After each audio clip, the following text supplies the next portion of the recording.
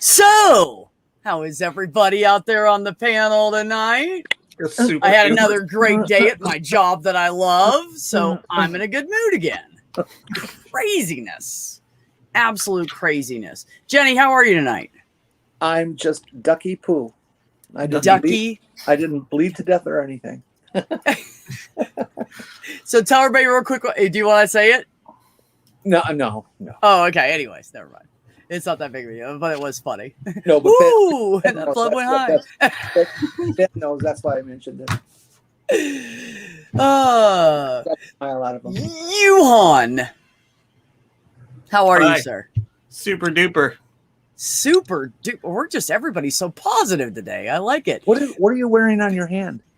Oh, it's a compression wrist support. I thought it was. Yeah, that's for carpal tunnel, right? To avoid it, yeah. Yeah. Okay. Fair enough. I don't do that. I'm just like, fuck it. I'll be fine. I got this. I know, right, Junie? I got Mr. Yuhan on here. By the way, it's Yuhan, not Uhan.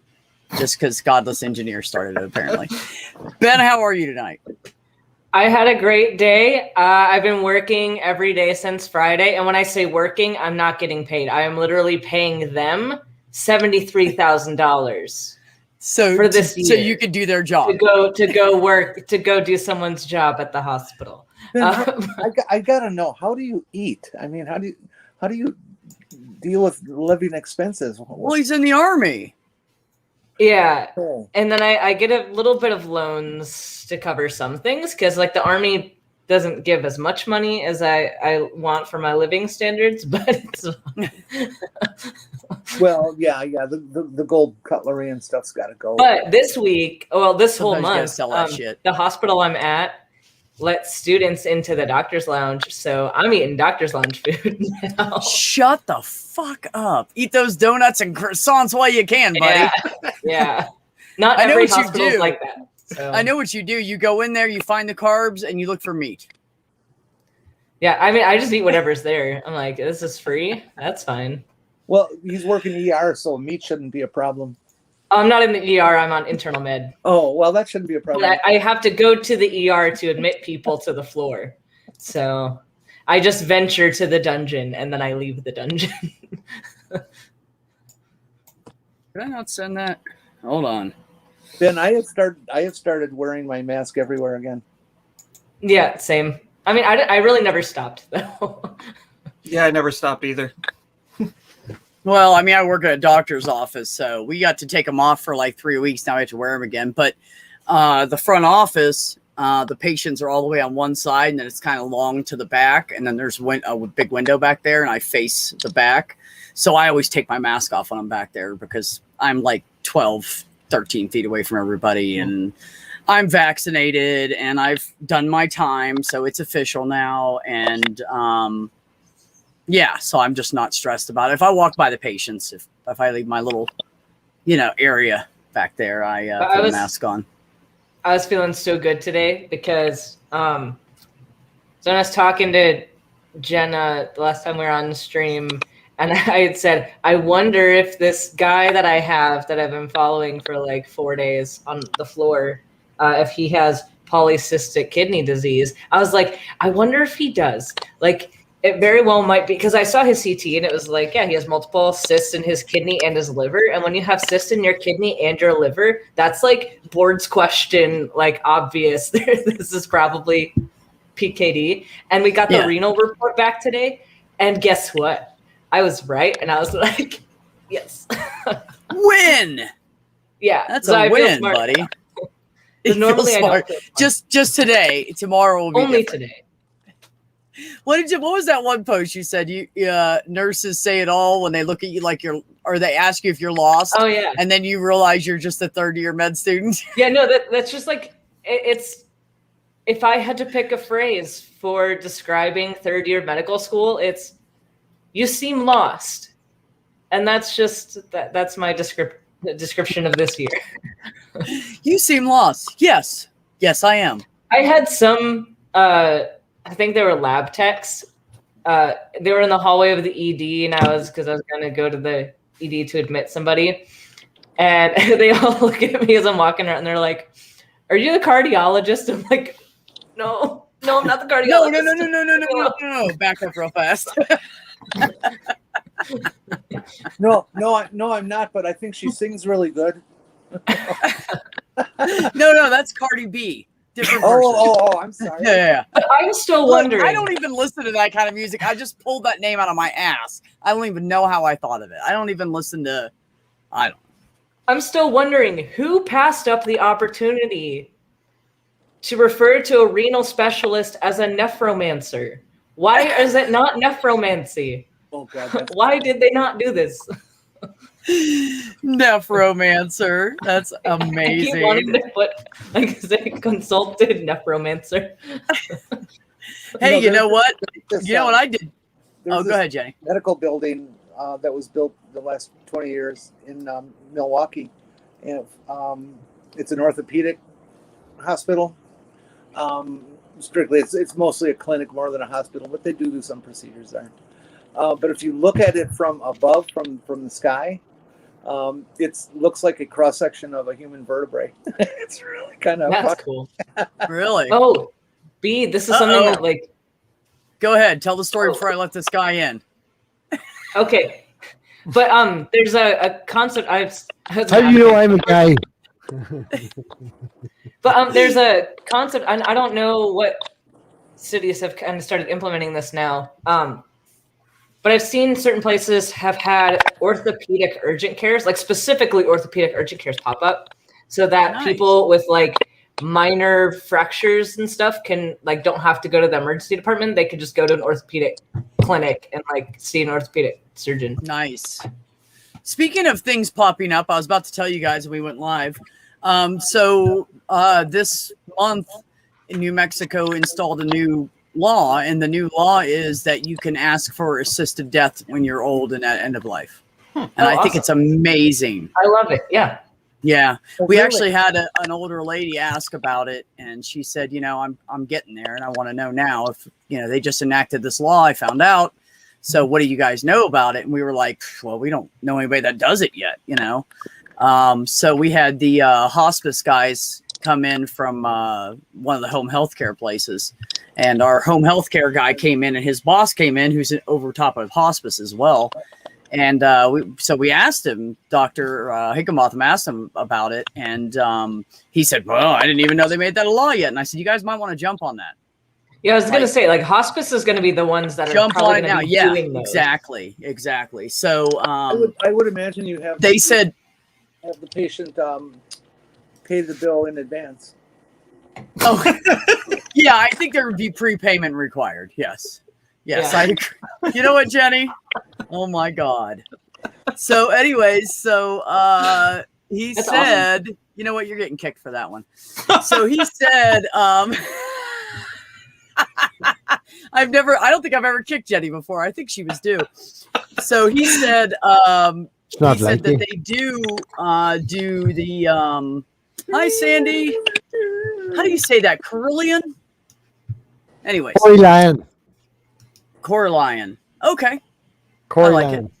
So so he said that they do have a policy in New Mexico that if someone's at like a hospice end stage and they're going to die soon, that they put them in a induced coma so they can just sleep through it and not have to feel it and not be in pain all the Nice. time. So, One of my They do patients that. is going on hospice, oh man. but she's So also shitty.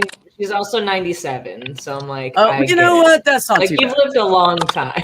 Yeah, I figure once you get over 90, fuck it, you're good. That's Yeah. And we have patients that are like 97, 94, quite a bit of them actually. And they're all actually pretty healthy for their age. We had one come in and I said hi to her and everything. And then I went to check her in and I saw her age and it was 81. And I could have sworn she was like 65. And I was like, what's your birth date again? And she told me, and I said, and what's your name? And she told me, and I said, you're 81? She said, yeah, I'm going to be 82 in a couple months. And I was like, shut the front door. Like she was just like, "Hey, how are you?" Like walked in the door. I'm like, dude, if people don't think it's a combination of science and genetics, you're crazy. 20 years ago, that woman would have been dead already. Does she pray a lot? Actually, I live in a predominantly atheist area, believe it or not. There's a lot of fucking people that do not believe that shit. And it's amazing the amount of people. Like there's a lot of Catholics and stuff here because of the Spanish community. But you see a lot of them there. You just look at them, you're going, yeah, you ain't going to church on Sunday. Like you can just tell by the way they are. Like they're not, walking around trying to act holier than thou and all that shit. Can I answer Mac's question in the chat? Go for it. I'm guessing you're asking about the patient's move to hospice. The patient doesn't know because the patient is not in a clear mental state, but she already had a DNR in place, and her family has kind of made the decision to move her based on the DNR. So. My nanny passed away in a hospice. They moved her there. She was aware of it. It's when you get moved to the hospice over here, it's sort of like you're dying in your way out. It's more cure, more worrying about pain at the end of it. And when you get there, you sort of know. Like, it's the best that they did offer over here. Euthanasia is a definite thing that should be considered. Absolutely. The whole reason that hospice was invented was to provide palliative care until death. Exactly. That's their gig. I've met a lot of people that work with hospice patients, and I'm going to tell you, it kills them because some of them, they'll bring them there and they live longer than they think. And, because I used to bring people into hospice when I was an EMT. That was one of the things we would do when I worked for the private ambulance service. So I would talk, I'd be waiting for them to, I got the patient on the gurney and I'm waiting for them to get the bed ready and whatever. And I was talking to one of the nurses and she said, yeah, you have to remember. And she told me this after we dropped the guy into his room, but she said, you have to remember that you can't get attached to them. You have to be cold to a point because it will destroy you. Because some of these people are cognitive and, as best as they can be and being sick like that. And their bodies are just giving out. And you just look at them and they're a good person. And she's like, it just kills you. So you have to be like, nope, I'm not going to be friendly with this person. I can't start caring. Oh man, you can say that. You can fucking say that. It's fucking hard. Yeah, no, that's what she said. It's so difficult. No, it's, you get attached to things, once it's got a name, you're fucked.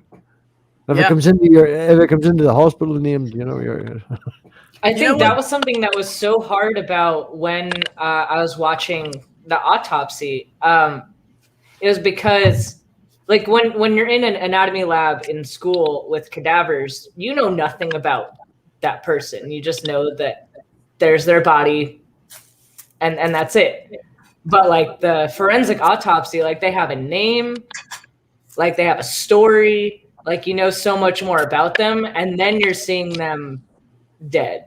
And it's totally different situations. And yeah, I think like once you have a name behind it, like in the story behind it, you can't help but attach yourself a little bit. I have two things to say about that. When I used to move dead bodies, the only reason it didn't fuck me up, because it did quite a few people, and there were certain people that were like, no, I'm not doing a dead body run. They just wouldn't do it.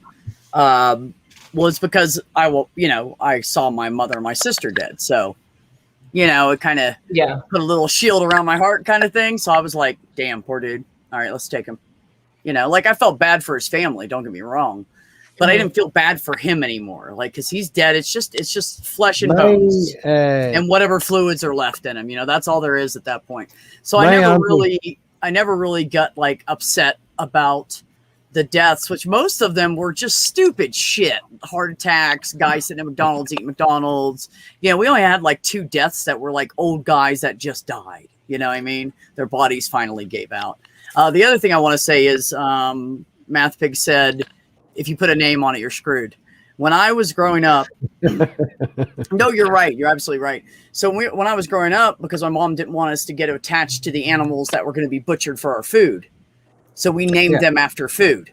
So like our pigs were always like bacon, sausage, ham, something like that.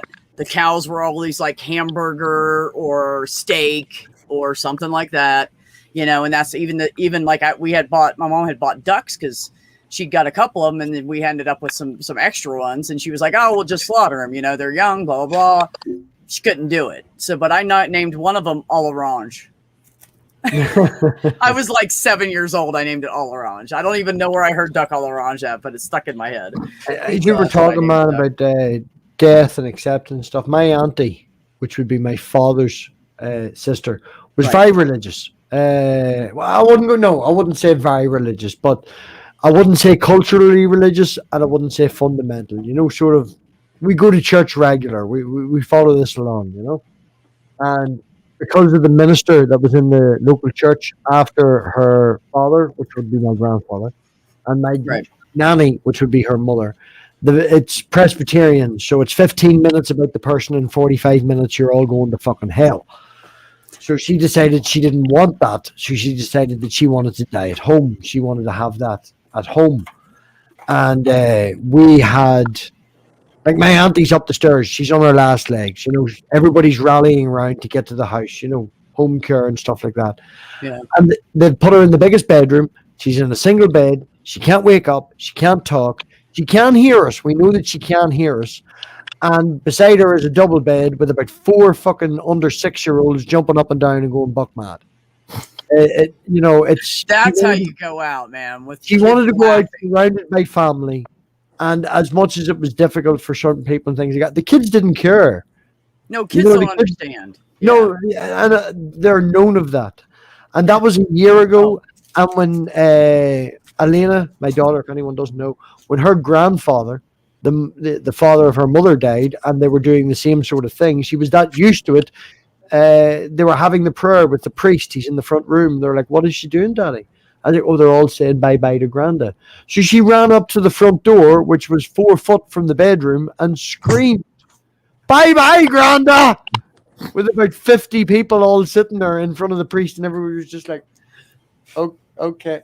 You know, I don't know where I'm going with this. I love my daughter. Yeah, we need to teach death better, and like, because we just ignore it, and then people get traumatized when they learn about the reality. Like, we just need to teach that it's something that happens. It's a natural thing. And on the Friday before he passed away on the Saturday. When I was 18, I was not ready for that shit. Yeah, he passed away on the Saturday. And on the Friday when we were driving up the road, I said to her, knowing that he was going to die, I said to my 4-year-old daughter, "You know, Granda might not come home from the hospital." And she was like, "Nope." And I took it the wrong way, as if her, in denial. And I was like, "No, she no, was like, nope, he might not." No, she was like, "No, Granda's not coming home from the hospital. Yeah, Granda's not well." She's fully acceptant of it, which I thought was quite good. Yeah, no, that is good. Because even with my mom died at 18, when all I knew was I didn't believe in Catholicism, and by the time I was 18, I had it set in my head like, okay, we run on electricity, we're water and electricity basically, and then once you flip the switch off, the light bulb has no more power. So I never thought that like death was something that was going to like, I'm going to go to heaven or I'm going to have an afterlife or, none of that shit. The only grave that I've ever I knew when her switch was flipped, it was permanent. And so it really, really fucked me up. I had seen a friend of mine in a coffin before her. And, but I wasn't really close to him. He was like my friend's brother, kind of distant friend kind of thing. But to see that, really flipped a lot of shit in my head, and I about lost my crap.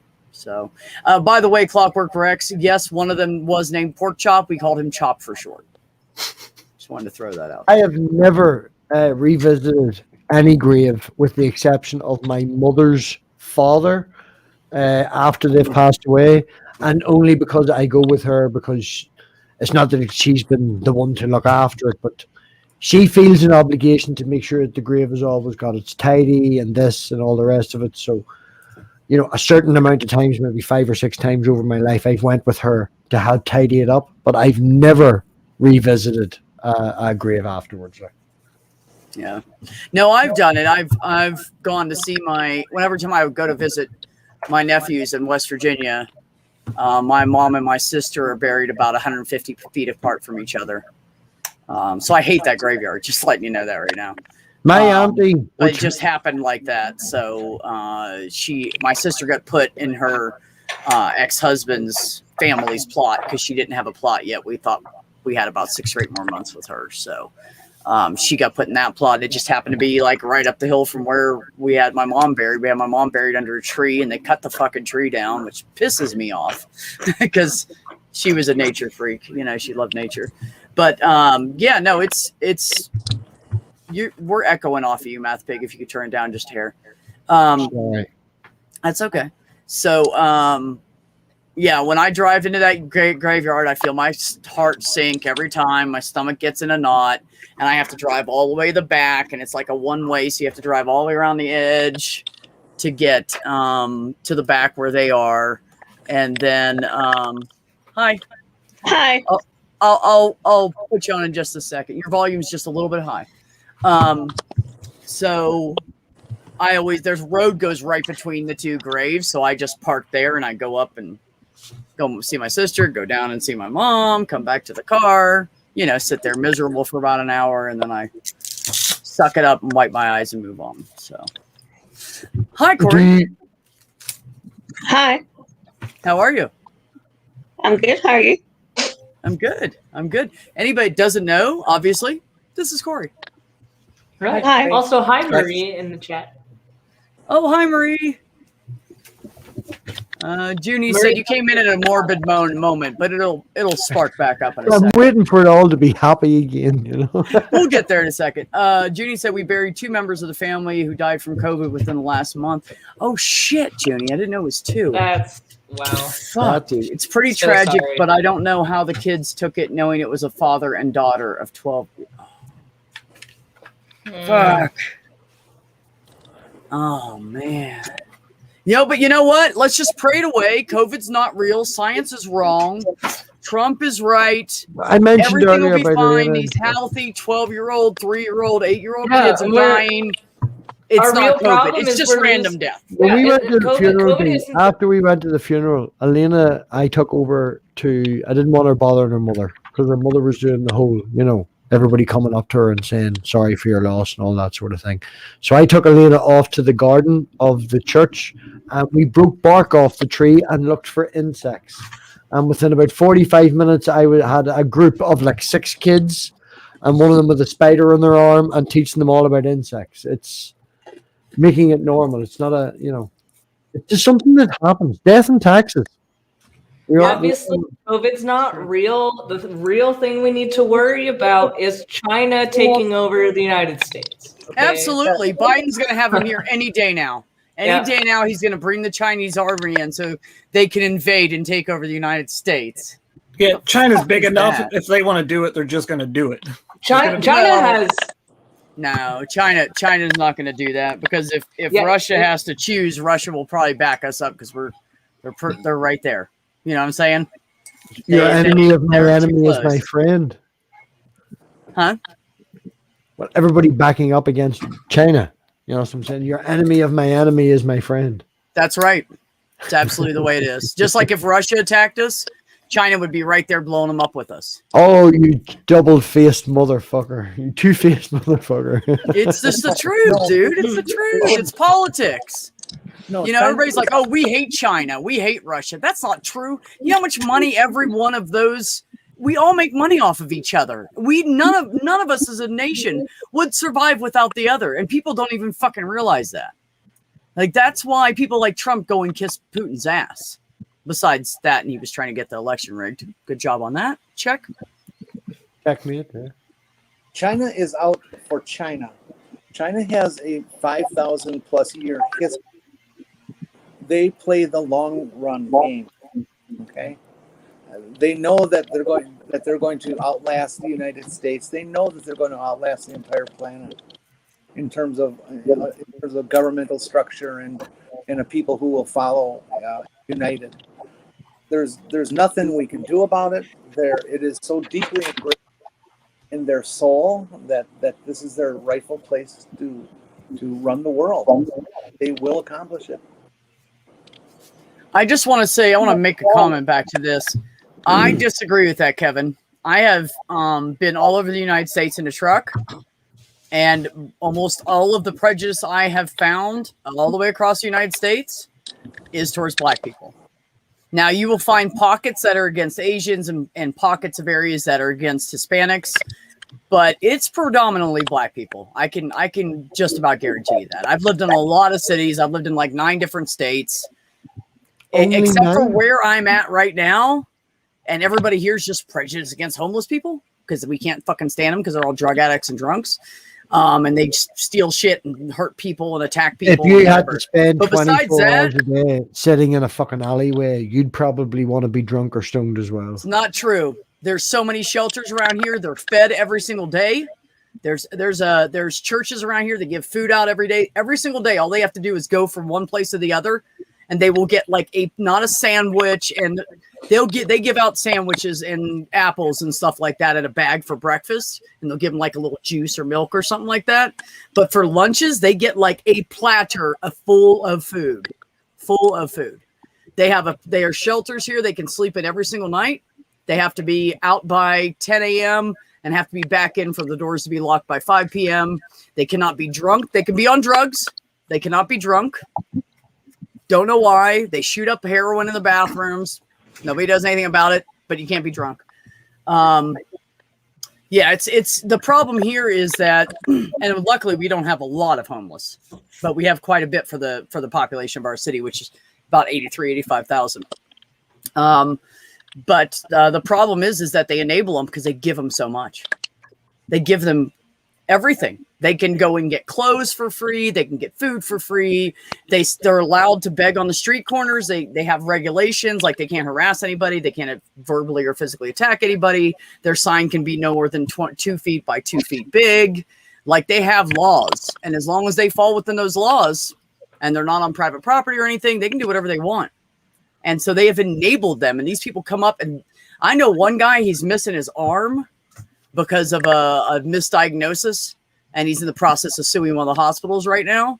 And so he's on disability. And and of course, it's his predominant hand, too. It's his right arm. Anyway, so he was like, you know what? I need a few bucks. I want to get drunk tonight. So he went over the street corner, stood there for 50 minutes. He made $37 in 50 minutes. 37, and he's not even looking like grungy and down and out, just missing a hand. In all honesty, that just shows the goodness of the people in the community. Oh, it absolutely is. Than him. And then don't get me wrong, that person, if that is the reason that he's doing it, look, I feel like getting pissed. I'm going to stand at the corner with my one hand just to get money to get drunk. I don't like that. But it shows that the community that you're in is a giving community. You know, no, they really shows are. The people That's that are why they're so well off here. And they don't want to leave. They'll stay the homeless on the streets because it's easier. They don't have to have a job. They can beg whenever they feel like it, whenever they want. They steal shit if they want to. Right now, during COVID, the cops aren't arresting any of them. So, like, when COVID started, I had a guy walking in my store, and I knew he was a thief, and I started following him around. And he told me to leave him alone. He's tried to record me, and he was calling me a bitch, cunt, blah, blah, blah, blah, blah. And I was like, dude, get out of my store. And then he just, like, punched me in the neck. You know what happened to him? Nothing. They didn't even go after him. I chased him down the sidewalk. I ran down the sidewalk on the other side of the road and watched where he went to. And they did nothing. I gave them the exact description, what area he was in. I was on the phone with them while I'm running down the sidewalk. Did nothing. Didn't even bother coming around. They never filed a police report. Nothing. Thank God I wasn't hurt because I'm tough. But, you know, like if that was anybody else. And I'm going to tell you, when that 24-year-old kid popped me in the neck, he tried to hit me in the face and I did this. And he got me in the neck. And I just, because I was at work and oh my God, I almost punched him. I just balled my fists up, put my arm straight down by my side and walked quickly at him and said, get the fuck out of my store. And he was like, shit, because he thought he was going to hurt me. And it fucking threw him off that I came after him like that. And he just, he was gone, dude. But they didn't do anything to him. So it's just shit like that. But no, the reason that these people can live so well here and they don't want to go back home, even though Albuquerque, New Mexico has a program where if you go and say, I want to go home, they will literally pay for a Greyhound ticket for you to go home. They will literally just give you a Greyhound ticket. Go home. And they don't want to leave because they're They're good. The winters aren't too cold here. The summers aren't too hot. There's food everywhere. They'll just sit on the street corners down by the plaza where all the tourists are. They come out with all this. I've seen a guy with like 5 or 6 takeaway packages of food that people walked down and was like, oh, here, you can have my leftovers. They're like, thanks, man. And then they like leave them and walk off. They get so much food, they don't even need it. They want money for drugs. They don't want the food. That's the problem. So anyways, I think there needs to be a better program to help them rehabilitate and get them back into society instead of just enabling them and feeding them. I'm not saying it's bad to be homeless. I've been there. I was homeless for 2 months. I'd never want to do it. But, you know, there's shit there that, you know, no, Mac, you cannot carry in that store. And I don't have a concealed carry in New Mexico. I lost that when I left Ohio. I have to get another one. But it's so expensive here, I can't afford it. Anyways, now that I'm done talking so much. Yes, exactly. Exactly what I was saying, HS. Mm-hmm. Exactly. We need better rehabilitation. See, the problem is nobody cares. Mm-hmm. They don't care. You know, they give them all this and then they're like, there you go, we took care of you. Because we all know that healthcare is all about money. Oh, and most of them, by the way, have food stamps too. All they need is an address and an ID, and they all have an EBT card, and they come in all the time and buy shit with it, buy junk food. Yeah. And I applied for help when I was part-time, and I couldn't get it. It's certainly a good So thing. then I was working 2 jobs. It's certainly a good thing that we don't ignore these people and just let them starve to death on the streets and take up all that space as a dead body somewhere, don't you think? You know, I have mixed feelings about that. I have mixed feelings about that. I think that some of them can be real rehabilitating. I think some of them are so deep in it that you're never going to save them. They're just going to kill themselves anyways. That's right. So they will weed themselves out. There's ODs and shit. If you hear sirens and fire trucks and shit here, there's either a fire, a car wreck, or some homeless guy probably got either the shit beat out of him or hit by a car or OD'd or something. Because people don't go around shooting people here. It's very quiet. It's very laid back and chilled. So if you hear Guns something, don't kill people. People do. It sounds like every other major city. Gee whiz. No, it's not. It's not a major city anyways. But it's only like less than 85,000 population. That's small. And it doesn't even feel like that. It feels like I thought that we had like 40 to 50,000 here until I looked at the stats. Hey, do you have a store? Yeah, Randy wants to know what Corey thinks. What do you think, Corey? What about homeless people? About whatever the hell is on your mind. Speak it. Well, I don't know. Just dump her straight in at the deep end. Over there. here, there Thanks is a very lot. much. Like, I know there's a particular homeless person in Portadown, and he just, the amount of times he's got help and just doesn't take it. He just wants to be homeless. Yeah. Well, that's what I'm saying. When you make it too easy for them, what incentive do Yeah. they have to better themselves? Like, there was people in the town actually paid for him to go and stay in a hotel, and he just ran away from it. He didn't want to. He just wants to be homeless. Oh, I know a couple there's these 2 crackheads. They have this scheme going on. It's kind of funny if you watch them. So the woman looks like she's inbred. She's like 4'8". Her face is weird and distorted. Her hair is very thin and patchy. Her ears are even misshapen. Like, I don't know what kind of drugs her mother did or if it was Ears? What have incest. we got against her ears? But no, dude, I'm telling you, she is deformed. She is literally deformed. And she knows it. And she walks funny. She can't lift up she has motor skill issues. So she's a crackhead. And she's with this guy who's also a crackhead. He's a decent looking guy. You know, he doesn't look like he would even look at somebody like her. But they have a scheme. This is what they do. They wait till they're in front of a bunch of people. And he starts yelling at her. And then says, fuck this. I'm sick of you. I'm sick of taking care of you. And she's like, but baby, I love you. And he's like, fuck this. And he walks off. And then she stands there and cries. And everybody gives her so much money. What they don't know. Oh, it gets better. What they don't know is they live in a $1,500 a month hotel room in a pretty decent hotel right by downtown so they can beg easy. And they're crackheads. So they do crack. So they come out around noon 1 p.m., 2 p.m., somewhere in there, because that's when they Okay. finally wake up from their little crack stupor. And then they beg until like 10, 11 o'clock at night. Then they go buy their crack and they do crack all night. And they just do, that's what they do every day. It's an everyday thing for them. And I know her name and everything. My brother told me about her. He's like, hey, this is Rhonda, blah, blah, blah. Don't fall for that shit. Could So we when I worked at change CVS, she'd show up in the parking lot with her boyfriend, and I'd go, "Hey, Rhonda," and she'd go and look at me like, "You know my name?" And I go, "Get off my property." But my boyfriend, honey, I know that game. Just get off my property. You can beg up there on the street, and all of a sudden the tears stop. Everybody though. The tears stop, and she's like, "Fuck you," and she walks off. Dee, Go ahead. could we change some subjects to something that we don't sound like a bunch of ogres that are going after the most needy people on the planet? I'm not going after the needy people. I'm going after people that are drug addicts and don't want to improve themselves. I know. Look, I did like cocaine and shit all the time when I was younger. I was a fucking pothead. I was a drunk. And then one day I said, I don't want to do this anymore. And I fucking stopped. And it sucked, but I stopped. And I improved my shit. And now I'm back to just smoking pot. But so no, I don't have anything against people doing drugs and shit, but don't hurt other people. Don't steal from people. Don't mug little old ladies on the fucking street and shit. Like, that's uncalled for, you know? So Here we have the professional grifters here, the ones that just stand alongside the highway, because we're a tourist town. So there's like tons of them same. all over the place. So you don't know who's actually homeless and who's not. My granny is that lovely and that nice, and no, she's an actual bitch. But someone turned up at her door and pretended to be from the NIE, which is the Northern Ireland Electricity Board. Oh, sorry, I left my ID in the car. She invited them into the house. They're walking around. They're about there 15 minutes or so. Someone comes and knocks the door. Excuse me. It's the NIE's colleague who has been checking the house, you know, whatever other house. And he's like, oh, we're finished here. We're going to go. So they leave, and you find out a week later that 2 doors up from my granny got robbed. You know, it's, why did you not ask for his ID? Oh, he was dressed in the uniform and all other. He said that.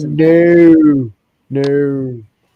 Always get the ID. Always make sure they are who they say they are. I don't care if they say they're a cop. By law, everyone has to show you their identification. You do not have to let have a car single insurance soul over into here. your I'm house. not sure what it is over there, but there's a fucking game with car insurance over here that when they ring you up with your renewal, they tell you twice the price it actually is. They expect you to go somewhere else and then come back and whinge. Right? They quoted me £1,200 a week ago. They quoted me £780 this week because I went and found a cheaper price somewhere else. And they were, oh, we'll rematch it. It's like, why didn't you fucking do that in the first place? But anyway, my granny was paying £1,600 on a £500 to be insured car. My mother found this out a couple of months ago. She was like, oh, I rang up and it was like, yeah, £1,600, that's too expensive. And they were like, I'm leaving. And they were like, oh, well, we'll do it for $500. They take advantage of old people. Like. Well, they do all the time. I used to Yeah. catch people doing it. I've had jobs that they wanted me to do that, and I told them to fuck off. I said, I can't do this job. They're like, you're doing great. And I'm like, no, because you guys are taking advantage of old people, and I can't fucking do it. I have a conscience. I have to sleep with myself every night. So Like, I if quit anyone's doing seen, that. what's that show where they all think they're in heaven and they're actually in hell? The Good Place. The Good Place, yeah. Actually, She went pretty and was funny. like, basically what you have to do here before she died, it was like, basically what you have to do here is ring up old people and tell them they need vitamins, and we have the best vitamins, and sell them chalk. Brilliant. You know. Yep.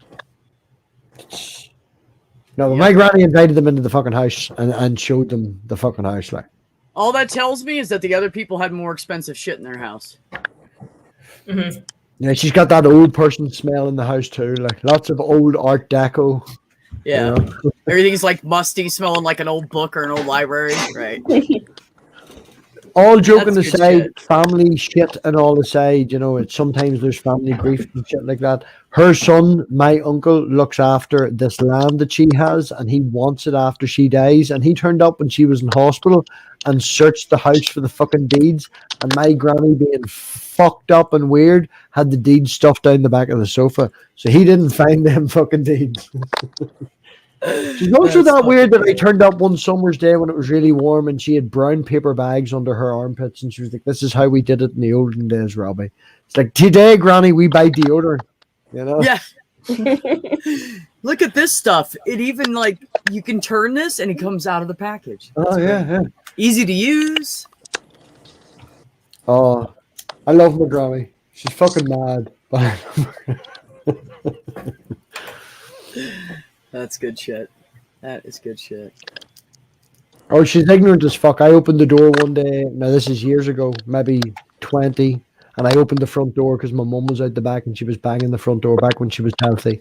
And I opened the door on a Sunday morning and she was like, "Look at the fucking state of you." And I was like, "Well, fuck you," and closed the door and then and just walked back up the stairs and climbed back into bed again. You know, she speaks her mind. When she hit 80, she was like, "I've spent 80 years being nice to people. I will now I don't care." That's exactly why I started it now. That way, by the time I'm in such a habit of it, I'll just be a total asshole and nobody will be able to do anything to me. Well, because by the time I'm old, I'm just gonna be a white dude. Oh no, but you see, the thing is, if you I can start always too whatever I early, want. if you start being an asshole and realistic too early, then nobody wants to look after you when you get old. What you need to do is wait till you get old, then people love you and feel sorry for you, and then you're an asshole, and they're like, "Ah, they're just old," and they still look after you. You don't want to be never stuck really- in a trailer all alone. I'm never gonna be a real asshole. I've tried. It's Just just you not, with your cats, not and then my you die and DNA. your cats eat you.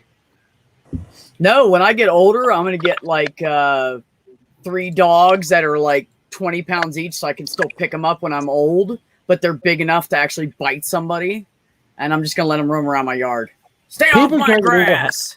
People can't get over how old that fucker sleeping on the sofa is beside me. Like I got him when I was 21. I'm now Isn't he 38. like 15 or something now? 17? 17. God.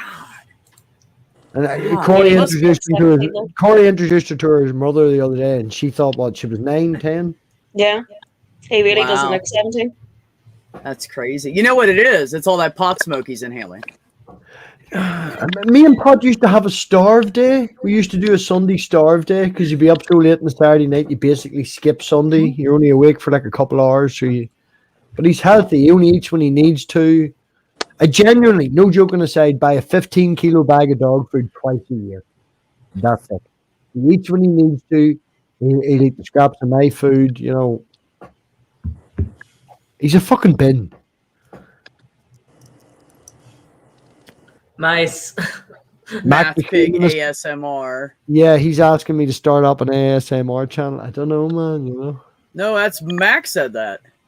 Yeah, that's what I'm saying. Mac the Humanist. Sorry, Mac the Human. By the way, Ox, I want to say that I grew up with German Shepherds and I absolutely love them. And I dated a guy one time back before I, admitted who I really am. I dated a guy and he had 2 white German Shepherds. And I swear to God, when I left, I was upset because I was going to miss the dogs.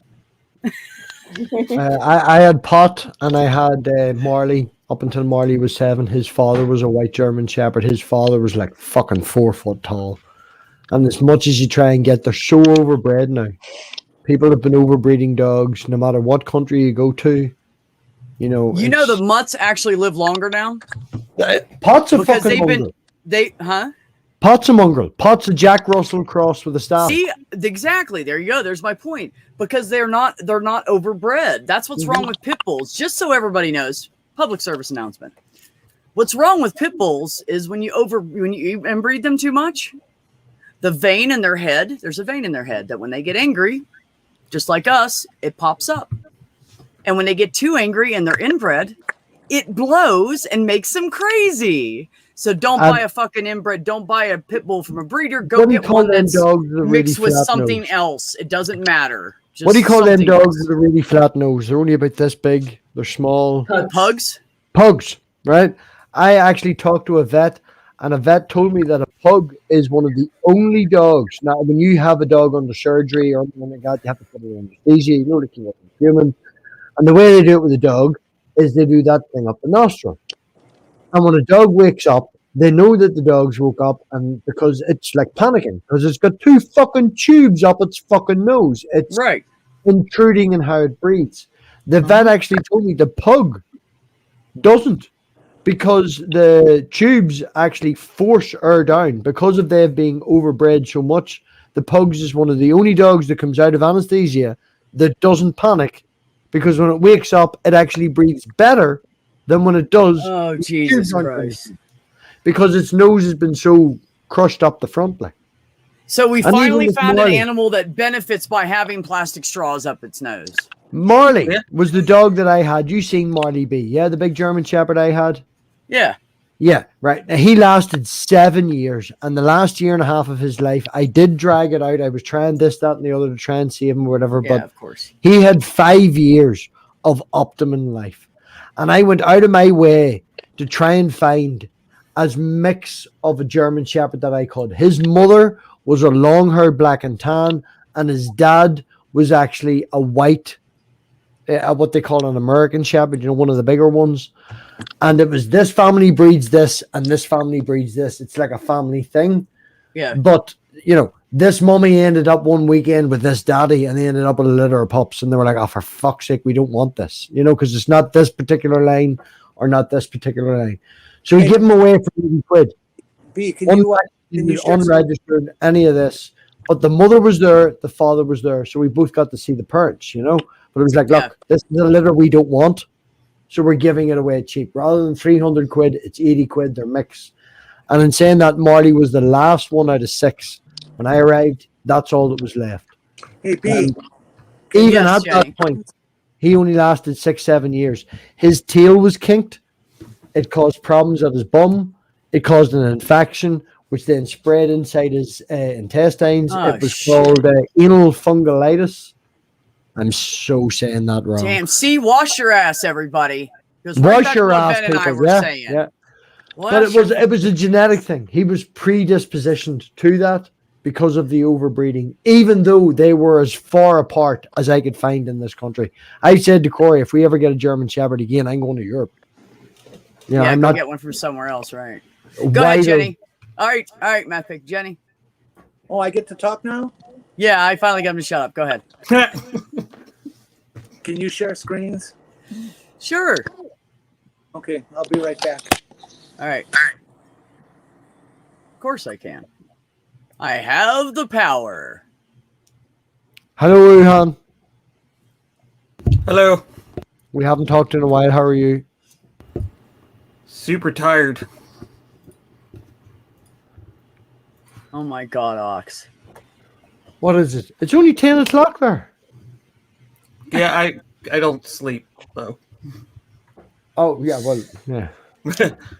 I So, understand that. Actually, Ox, I know a lot of people in this area that give their dogs CBD so they can so they're calm during storms and stuff. The small dogs. There's a lot of Chihuahuas here in New Mexico. Let me tell you, they're everywhere. Oh, I love the way Hi, IQ. Josh. It's like he You gotta walked make in. an entrance. Oh yeah, on. seriously, man. I was thinking wrestling. You've just walked in. You're storming through the crowd. There's smoke everywhere. Can somebody play "We Are the Champions" in the background? We are the champions. We are the champions. Corey's gonna run it. Damn, all you gotta do is just like enter a stream and then like champions get brought up. That's pretty cool. Don't be an enabler, B. You're gonna make Corey run away. So I don't know Prepare if to be any of you- underwhelmed. So I don't know if any of you watched this week's Skeptic Generation show with V and Eric. So they had a thing at the end, something about butt got married. unicorns. And then now they have merch with butt unicorns on it. And if anyone remembers the last conversation I had with Stool and Yeah, you Matthew, fucking tagged me in the butt unicorn thing. I did, because I was like, I was like, obviously, Stool's not gonna. Well, I tagged because I know Stool's gonna pick on me for that. Because now there's another thing referencing buttholes that now Stool is gonna use against me for something. Well, it's your own fault for making a big thing about you only put your finger up people's bum holes if they give you consent. Now, we're taking this totally out of context of the conversation, but No, student no, Dr. no. Ben, There's no out of context when it comes to people's assholes. well, This if it's is a touchy doctor, subject. right? I'm pretty sure you know, objectively. and The clue's in the title. It's student Mike's- doctor Ben. We're talking about doing this on an OnlyFans and then putting your finger up people's bums. It's very clinical. It's only about consent. Oh my goodness, I was scared there for a second. I was going to picture a blue glove and There you go. Yes, white German Shepherd. That was yours, Jenny? Yeah, that was my Bosch. She was 29 inches at the shoulder and 10 pounds. She was an absolute monster. No, not a spec. That's just muscle and big. She was a great She's dog. beautiful. She went 12 years. Nice. Nice. That's awesome. Yeah. Yeah. I grew Anyways, up with how's German everybody's day? Shepherds. But we had the German Shepherds with the saddles. The black and tans. Yeah. Good IQ / Josh. I always think this is funny. Who Molly is called up- echoing? Math Pig, is I that missed you the again? landing on that segue by like one comment. That wasn't too bad. Aw. It actually says at the top, "Are we live yet?" And then at the bottom, "We're not." You fucking bollocks.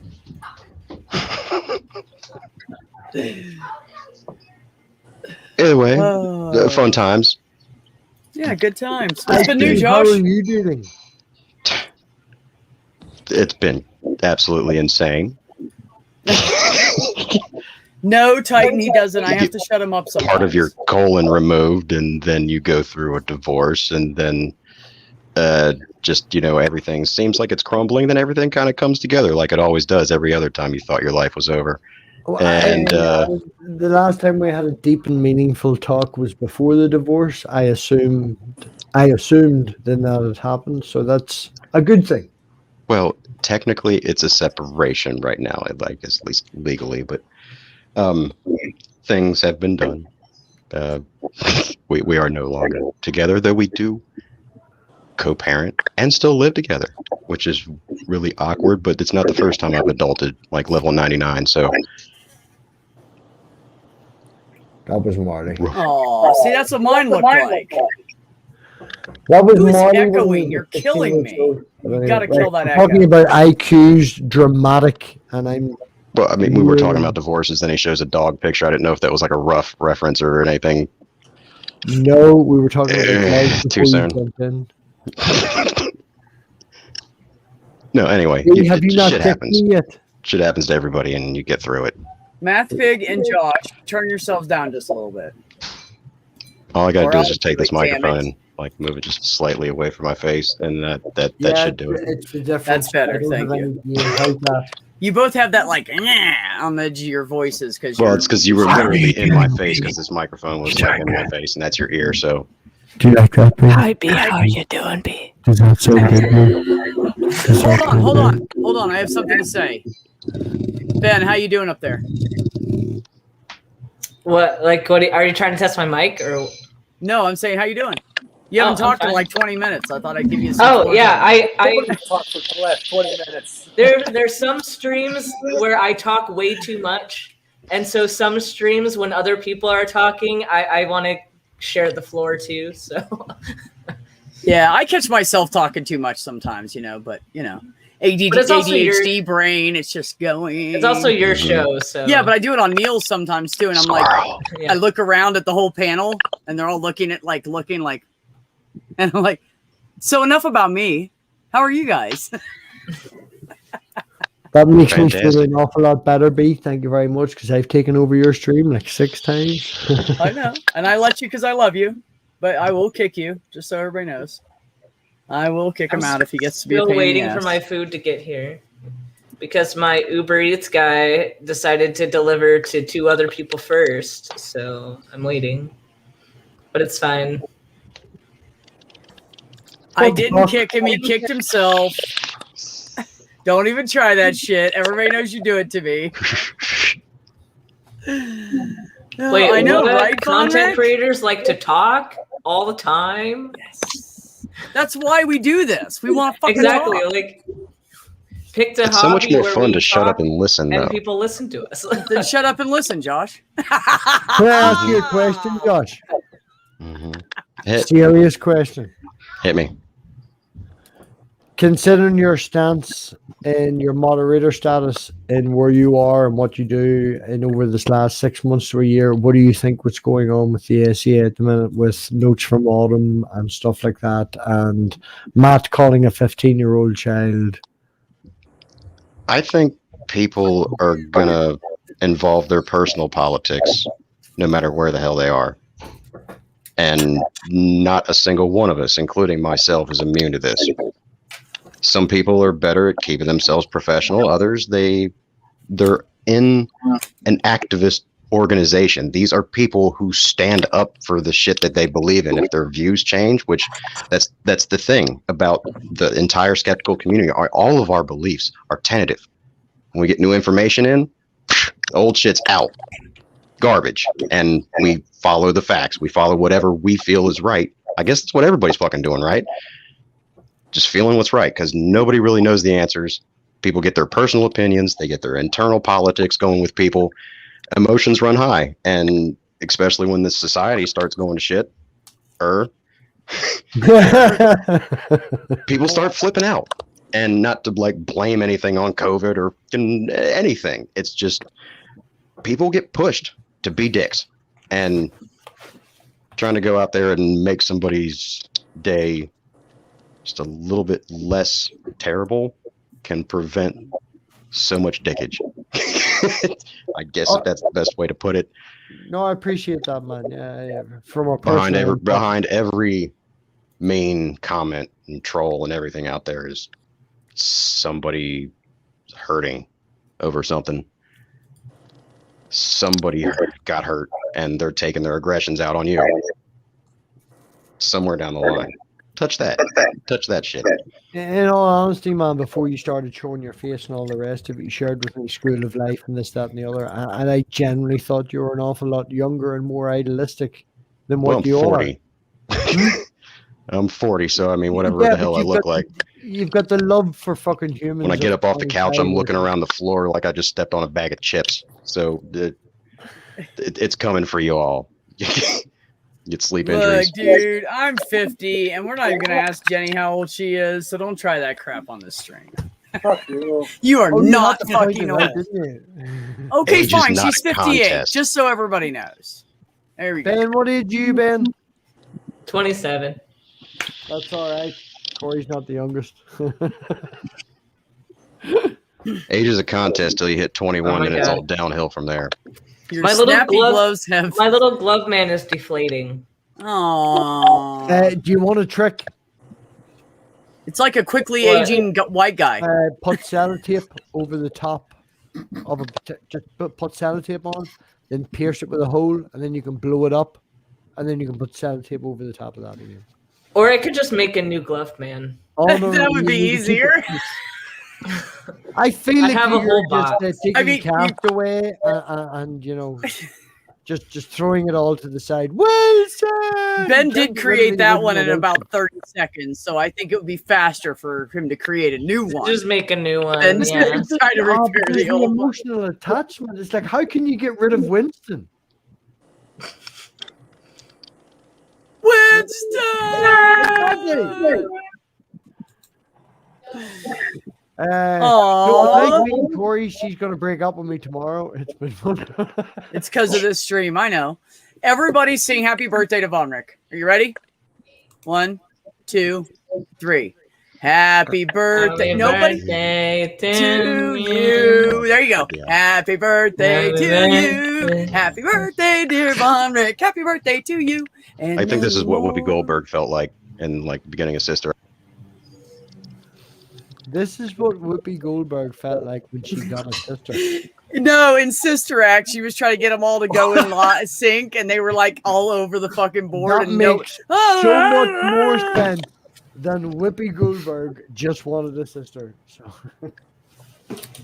That's not what he said. Clean out your old Irish ears. sorry, I can't hear you. Huh? What? You told me to turn my fucking speakers down because it was echoing. These are Hell yeah. Yeah, I turned you down because it was horrible. oh, so I can turn myself back up again then. No, you leave it the fuck where I have you.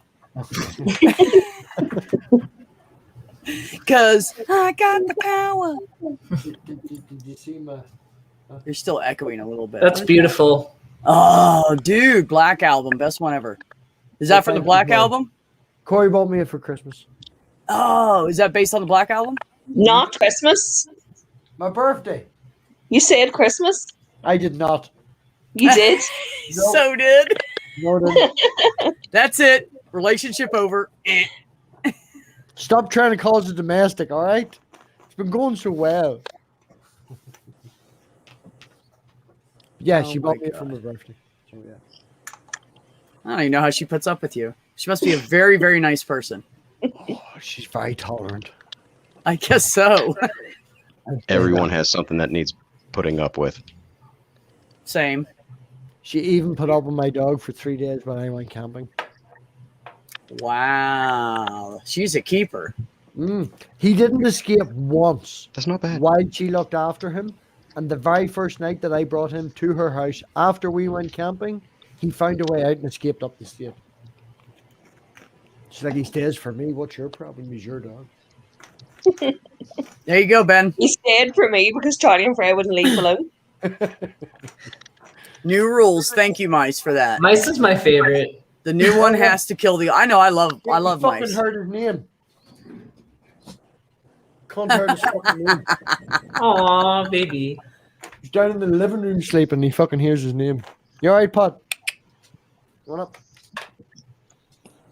Folks, I got to jump out. All right. Bye, Josh. Come Love say you, buddy. hi to everybody's face for a change. So Loves and hugs. Everybody, if you're on TikTok, look up Josh. What do you want? Well, how are you written down as on TikTok? it's Josh P513. There you go. I do Josh inspirational P. stuff, and I do a little singing and whatever. Yeah, works. it's good shit. 513 about. That's my area code. Come on, you haven't noticed like there's 3 numbers next to somebody's fucking name. It's their area code. I'm gonna start using my 604. zip code to be different. Our area codes over here are 7 digits long, and they all start with BT. That's why they call you Math Pig, because you have to count a lot more. I'm just saying. Ox, I think we're all Numbers. separated away from each other enough to not your have to wear Discord masks. server, Atheist Karaoke, yes? Yeah, if I could get anybody to can sing. Right, well, I'm When gonna do you send do a it? link to a fucking channel where a lot of us I go to opened sing. it like last October, and I had a bunch of. I didn't want any trolls or any bullshit in there, so it was just personal invites only. Everybody that I knew said they're all about karaoke. Can't get anybody to join and I go actually to sing some shit. Summer It's terrifying. I'll tell I'll you, it is send you a link to terrifying to Summer sing Show. on camera if you're not like a singer and you're just fucking around. Oh, I don't care. Most people got to be drunk to get on Here, stage. I'll be, at sound I'll like be karaoke. shit. right back. I'm okay I need with to make sure my food guy knows where to go. Go get your meat.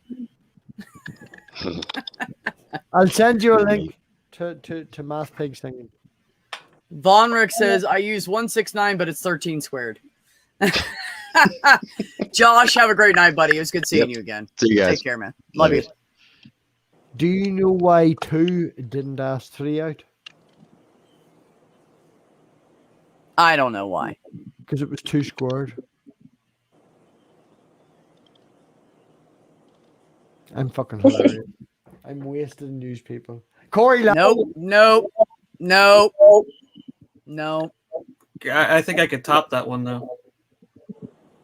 Corey, I think you might have the echo. Me? Yeah. Try turning your stream volume down. Okay. Thanks.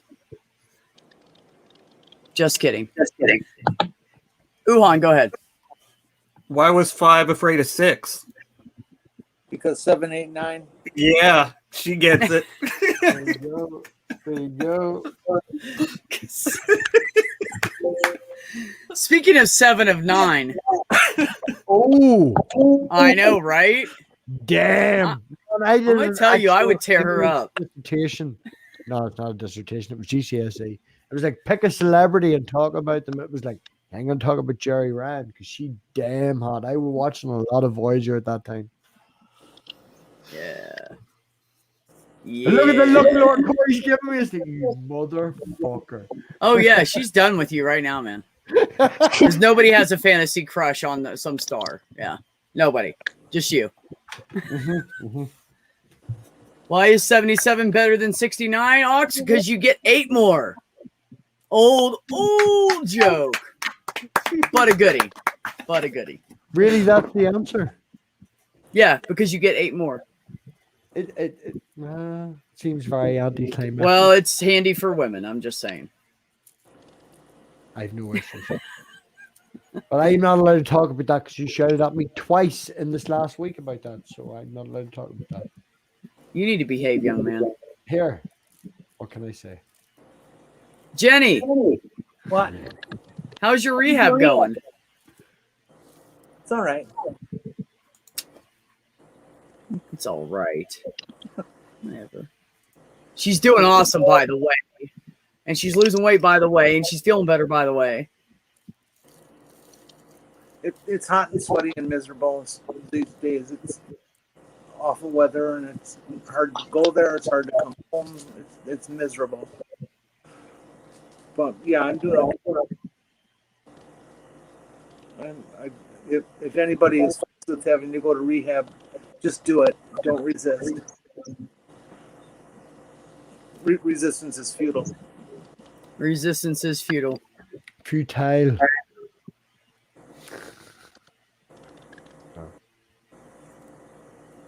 Okay.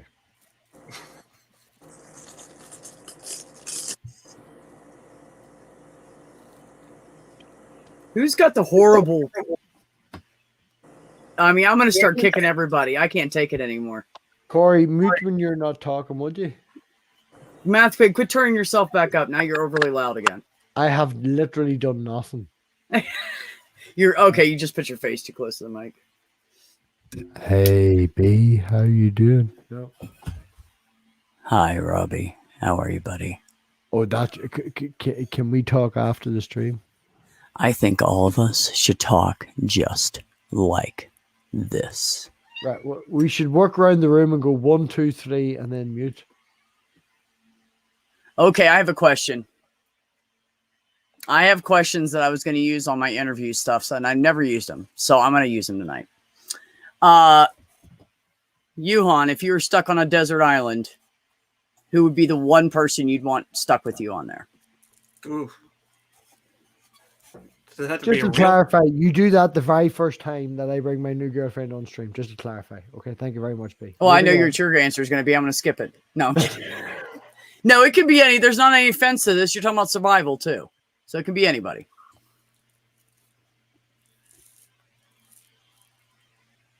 I don't know. I'd have to. I'll get back to you. I'll let you think about it for a second. All right, Math Pig. Oh, you motherfucker. Yep. Elena, over this last week and a half, Elena learned an awful lot about camping and how to start fires and how to living off the land. And provided she has a rainbow sleeping bag, she's very, very okay. happy. She can bring a rainbow sleeping bag with her. She wanted as long as she has it with her when you're stranded. Yeah, I need to get a cat sticker. She was not happy. She wanted a rainbow sleeping bag with a cat on the front. And I got her a rainbow sleeping bag. And she was like, no cat, daddy. So if anyone wants to buy a giant cat sticker for her sleeping bag. No, don't get a sticker. Get a like iron-on patch. You can just iron it on. Why not? It'll work. But yeah, no, I have to say I'd bring my daughter. And I generally, if I'm only allowed one. Yeah, no, I don't blame you. I don't blame you. It was nice knowing you, Corey. Hey, you know what? Once she gets you off of that island and you're back both safe to shore, you'll see Corey again. Corey, who would you take on with you on a strand on a desert island? Who would it be with? I would take my son. Yeah, there you go. How old's your son? You don't be saying that. She called him an asshole earlier. She really wants to take me. No, All kids are assholes at some point. Yeah, They're all he is an assholes at some asshole, point. but I didn't call him an asshole. Yeah, he's 6. He's 6? Excellent. Yeah. Nice. Jenny, who would you take with you? You're muted. I think I would take Donald Trump. Why, so you can kill him and nobody will know? No, because then I would swim away from the island and he would be stuck there all by himself to die. Oh, he couldn't swim anyways. I think the top of his hair that he uses for the comb over would Oh, catch the wind, and unless he was going in the right direction, if he was going in the right direction, it could be like a sail. But if he's going the wrong way, I feel like it would slow him down. He'd never make it. I The think amount it of would- feet can that man has on him, Break there's him down going to to the be bottom. oxygen bubbles Wait. built into the layers, so he could just naturally float like a fucking boat. Oh my God, Jenny, what did you say? Nothing. No, Matthew, quit interrupting people. I'm gonna kick you off my stream. I'm gonna keep Corey on here because she's polite. Anyways, finish that, Jenny. What did you say? No, it's not salient anymore. Oh, okay, fair enough. Okay, Uhan, I'm back around to you. We're waiting on Ben's meat. So That was a weird sentence right there. thanks. I intend to do that randomly. Yeah. I can't think. I'm picking a fictional one. I'd go with Bruce Wayne. Ah. Why? Okay. I didn't say Survival. whether it was. Well, yeah, Batman. He's And rich. Batman He's you got all can the walk around resources. He'll make a phone call and have you off there in an hour. Oh no, that's MacGyver. No, MacGyver's the one that'll survive there. Batman will get you the fuck off. Not What? off, but not Bruce get Wayne- you off. But Bruce Wayne had to survive Get like in the yourself mountains Get and your mind stuff. out of the gutter, B. Well, it'd be okay if Batman got me off. That'd be all right. Which But Batman though? it would have to be the what's his name? Michael. Michael Keaton? Yeah, the Michael Keaton Batman. I don't know about that one. He was the best.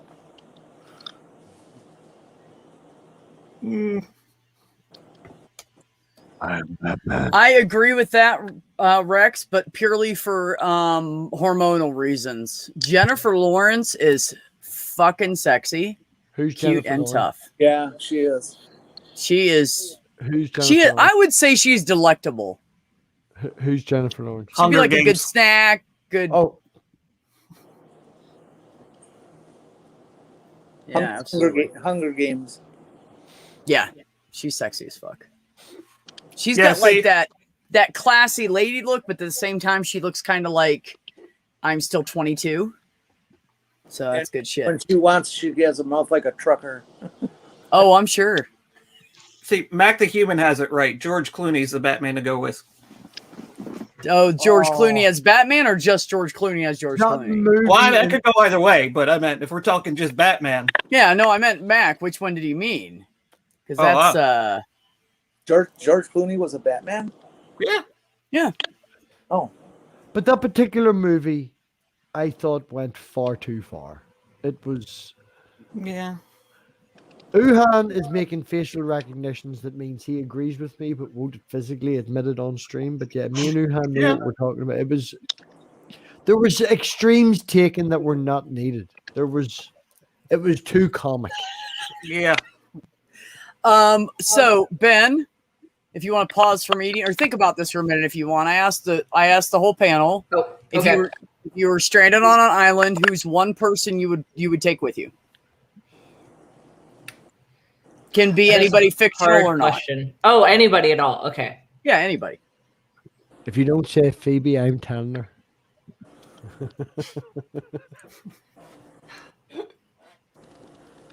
Like, is the goal to stay on the island or to leave the island?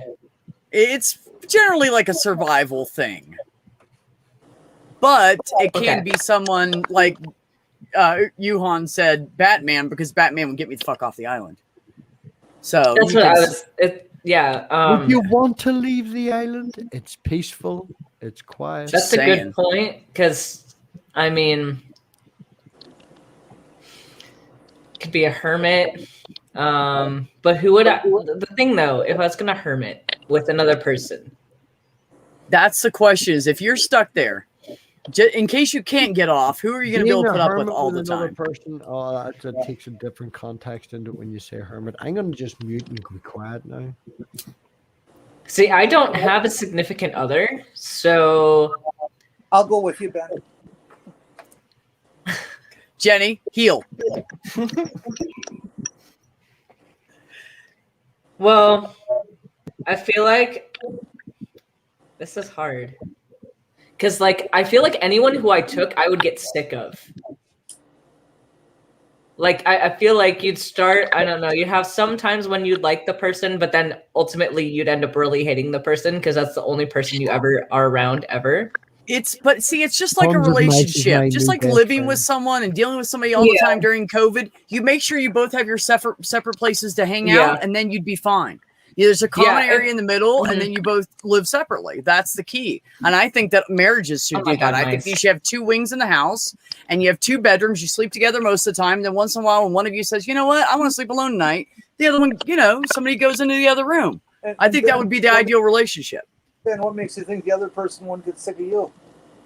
No, I think they would get sick of me. No, he's saying both. You would That's get sick of called each other. marriage. Yes, that's why I don't And that's get why married. I'm saying it's difficult because I don't have a significant other. So, but I do have to say my freshman in college roommate, we're really good friends. They actually came to visit me not too long ago, but like we had the best living situation because like we were both like we're chill, but then also like we knew how to have our own space. Even if we were in the same room, we could still be in the same room and have our own space. Like it was just a great environment. So I'd probably pick them. Jenny, Yeah, that's Jenny for Jenny you. would tear me apart. Absolutely. Yeah, Ox said, Jenny, you would tear Ben apart. No. Ben would be all like on the ground on the beach, like, I would think that can then someone just feed me? I Ben can't is move. stronger than me. What, Jenny?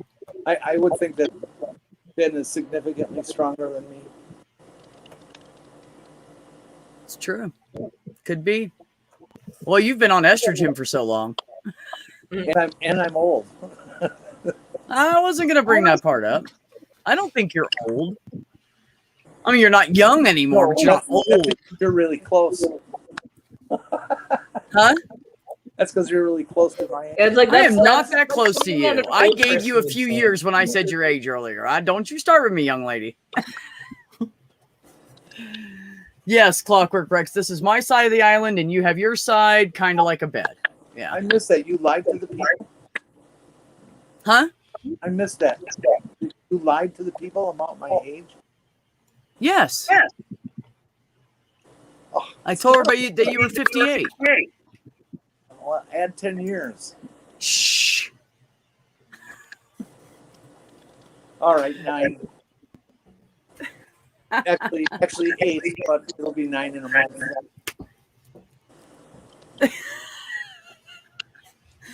Are you done now? Did you figure it out? Maya's ratting out in me to Dave. Corey, before you fall asleep, mute. She looks like she's about to fall asleep. She went way down low in the chair. Oh no, you're Right. sending me nudes on WhatsApp. That's what it is. Oh, well, whatever. Do your thing. Absolutely do their thing. What about the chat? You guys, whoever you guys would choose to be on a deserted island with you, stranded on an island, pick somebody and let me know. I'm curious of what you guys would say. Besides the obvious person who picked Batman earlier. You were looking for a serious answer? I mean, if you want, I like Donald Trump swim away and leave him there. I like that idea.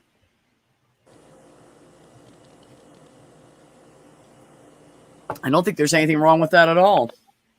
Do you think there's something wrong with this empty pack of cigarettes I have and the rest are in my truck? Give me 2 seconds. Okay.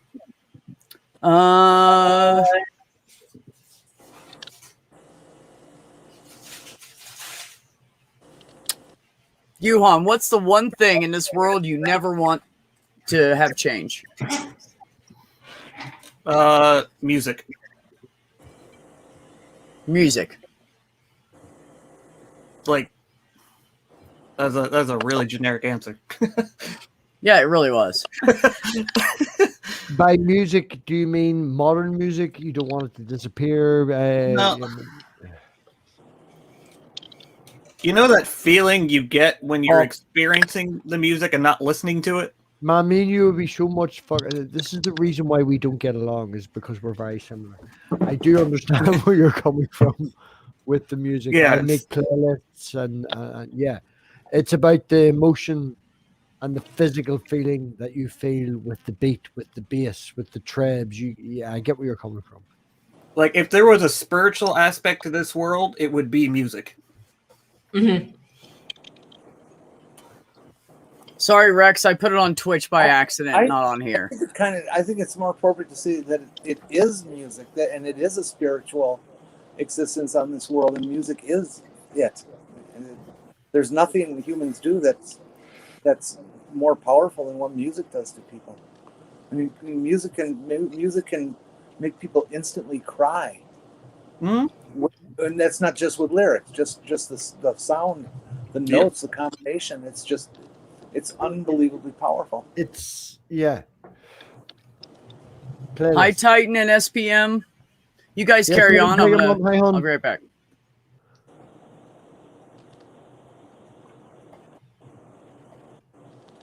So we're putting Ben in charge because he's got at least 3 fingers in his mouth at the minute. I feel that it actually goes along with B's stream. So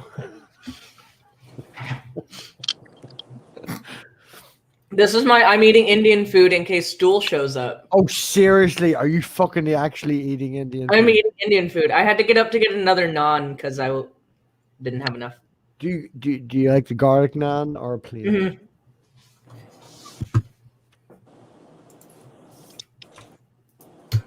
But Stool didn't show up, so I guess I'll have to watch this back. No, Stu's probably asleep. His sleep schedule is sporadic. It depends on when he eats and how much he eats. It's like guess what's in my 1 bag or guess what's in my 3 bags. If you have to guess what's in 3 bags, you're not going to see him for 12 hours. He's at as much as you would at Christmas. There's wool in your bags. 3 bags full.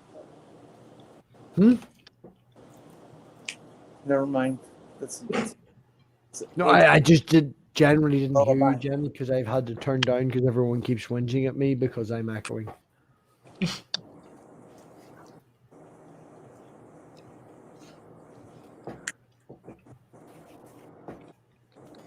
Is your screen behind you, Jenny? Huh? Sorry, no, B just come back. No, go ahead. That's fine, Matthew. What were you saying, buddy? No, I was just wondering, is Uhan's blanket behind him actually that purpley sort of dark? It's a very nice purple. Yeah, no, there are 2 lights on the side. But the screen itself, is it green and you're implementing that purple on it? No, it's black. The green's underneath it. Oh, yeah. There's a nice purple. It's creating a nice purple. Yeah, it's just a black piece. You live in a modern world when you get 2, cishet guys on here and they're discussing how pretty the colors of the lights are. Yeah, but I could do this. Uh-oh. Do it.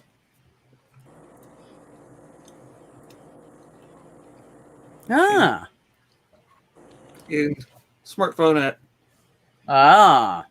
Touche. I do have a light bulb that is remote control. I almost bought the one that you control from your phone, but I was like, well, that's stupid for an extra $5. I have a remote control. So well, I've got brick behind me now. I'm amazing. Cause she's a brick house. She's mighty. It only works if you're really bald. If you've got hair at all, it just does not work. It only works if you're really bald. Doesn't agree with your chair very well either, by the way. Yes, Titan, we can talk about window treatments. Hold on just a second. I think somebody's in the basement being very patient because I went and peed and got cigarettes. And hi, Rex. Hey, all. How you doing, buddy? Math Pig keeps disappearing and it's freaking me out, man. Oh, shit. Background just changed. Rex, do you know everybody on here? I know you and Pig, and I've seen Dr. Ben around. I watched what's his name? Interviewing the other day. I can't the name's escaping me right now. Neil interviewed you the other day, right? Well, it was like a month ago. Yeah. You remember you know. Neil interviewing Ben, and Ben's been on my channel like 4 times. And thanks for watching my content, Clockwork Rex. Oh, I'll watch you every once in a while. Oh, everyone. You know. I Like I've been on Yeah. Math Pig. I've been on B's show. I've been A lot. I've been on B's show a lot. It's my little bro, man. Mhm. So, Rex, do you know Jenny? No, I don't think so. Oh, Hi, okay. Rex. Jenny, Rex. Hey, Jenny. And then that's Uhan up top there in the middle. Well, seen I don't know how it Uhan is on around. you guys' stream, but on ours, he's in the middle.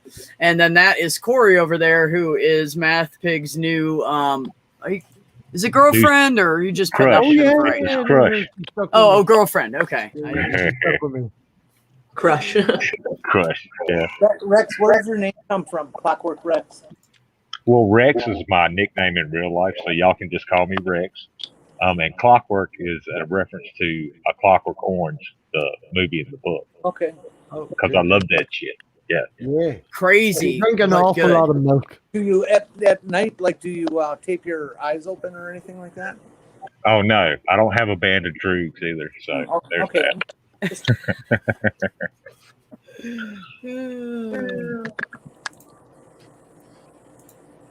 Good shit. So what have you been up to, Rex? What's going on, man?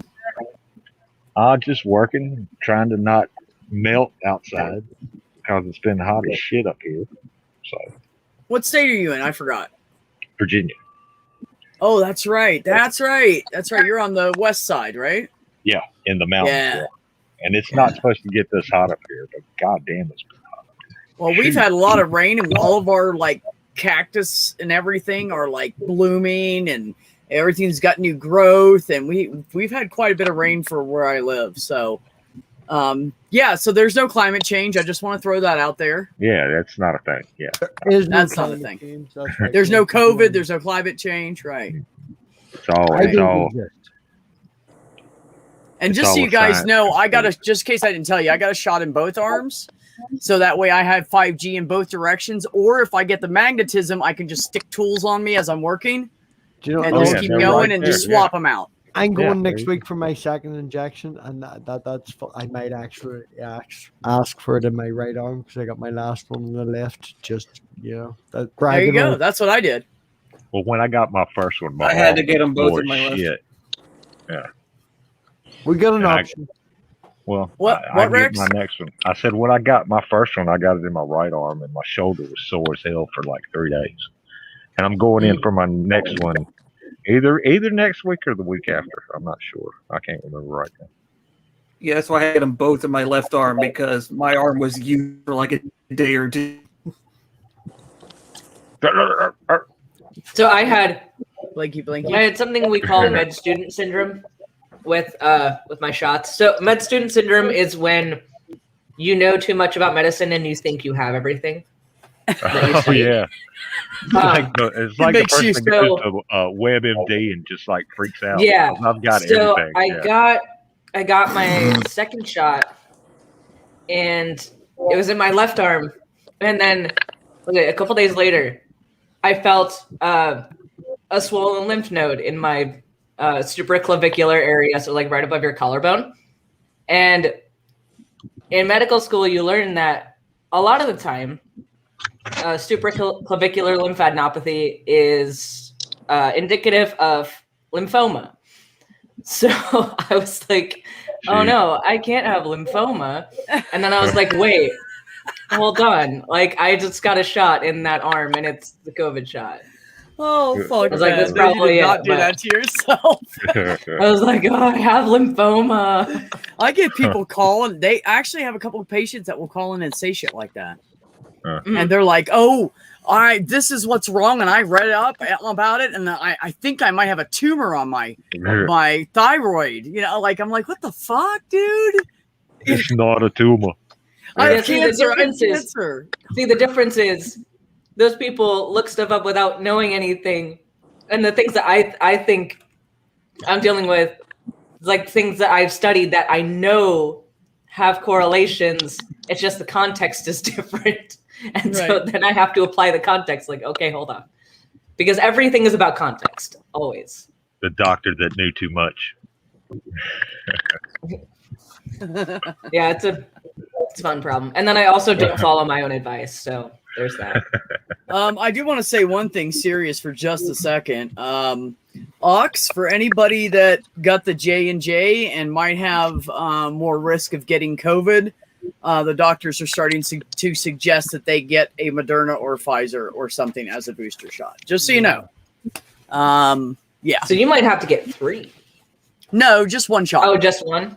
They said just. I think they said just one, but I can't swear to that. But the mechanism of action is different on those. How's that gonna work? Because they're going to give them the stuff that works better is basically what it is, but it won't hurt them. Yeah, but to for the other one to be effective, you have to get 2 shots with it. I mean, that's what I said. I don't know if it's 1 shot or 2. I just heard the doctors at work talking about it.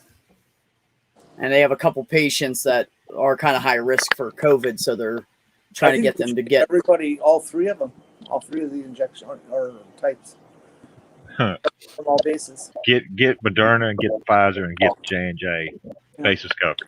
And then you should also the government should be giving out free quarts of chicken soup.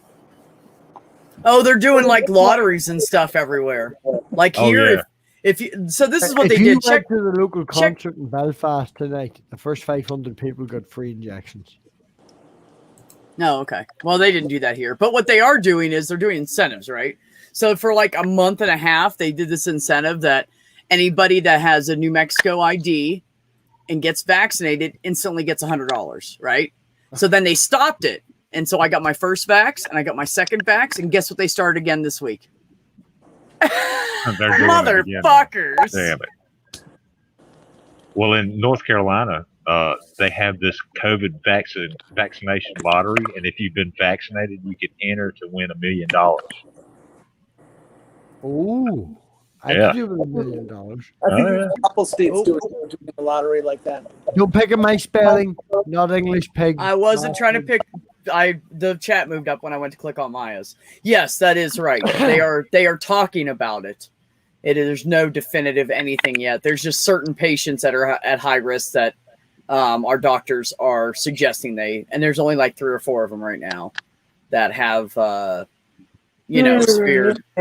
immune shit. And that's the only reason they're suggesting it. Yeah. I didn't want to use the big words. It confuses people, Rex. Well, Dr. Ben was using all kinds of fucking big words and shit, and I was like, speak English, man. Come on. Yeah, like super clavicular. Yeah. Yeah. So clavicle above your clavicle. Yeah. Yeah. Supercalifragilisticexpialidocious what? You know, with Diana Lavender lady, she always does that thing. And so I make up something. I am speaking. Shut your mouth. Okay. Anyways, love you. So she always does that little random gobbledygook shit. She says, "Thank you, Math Pig, for kicking yourself for me." So I always say I am Diane's interpreter because she'll say something and she'll say, "I don't know what I just said," and then I'll put something in the chat and say, "Oh, she just said this." Or if I'm on the panel, I'll tell people what she said.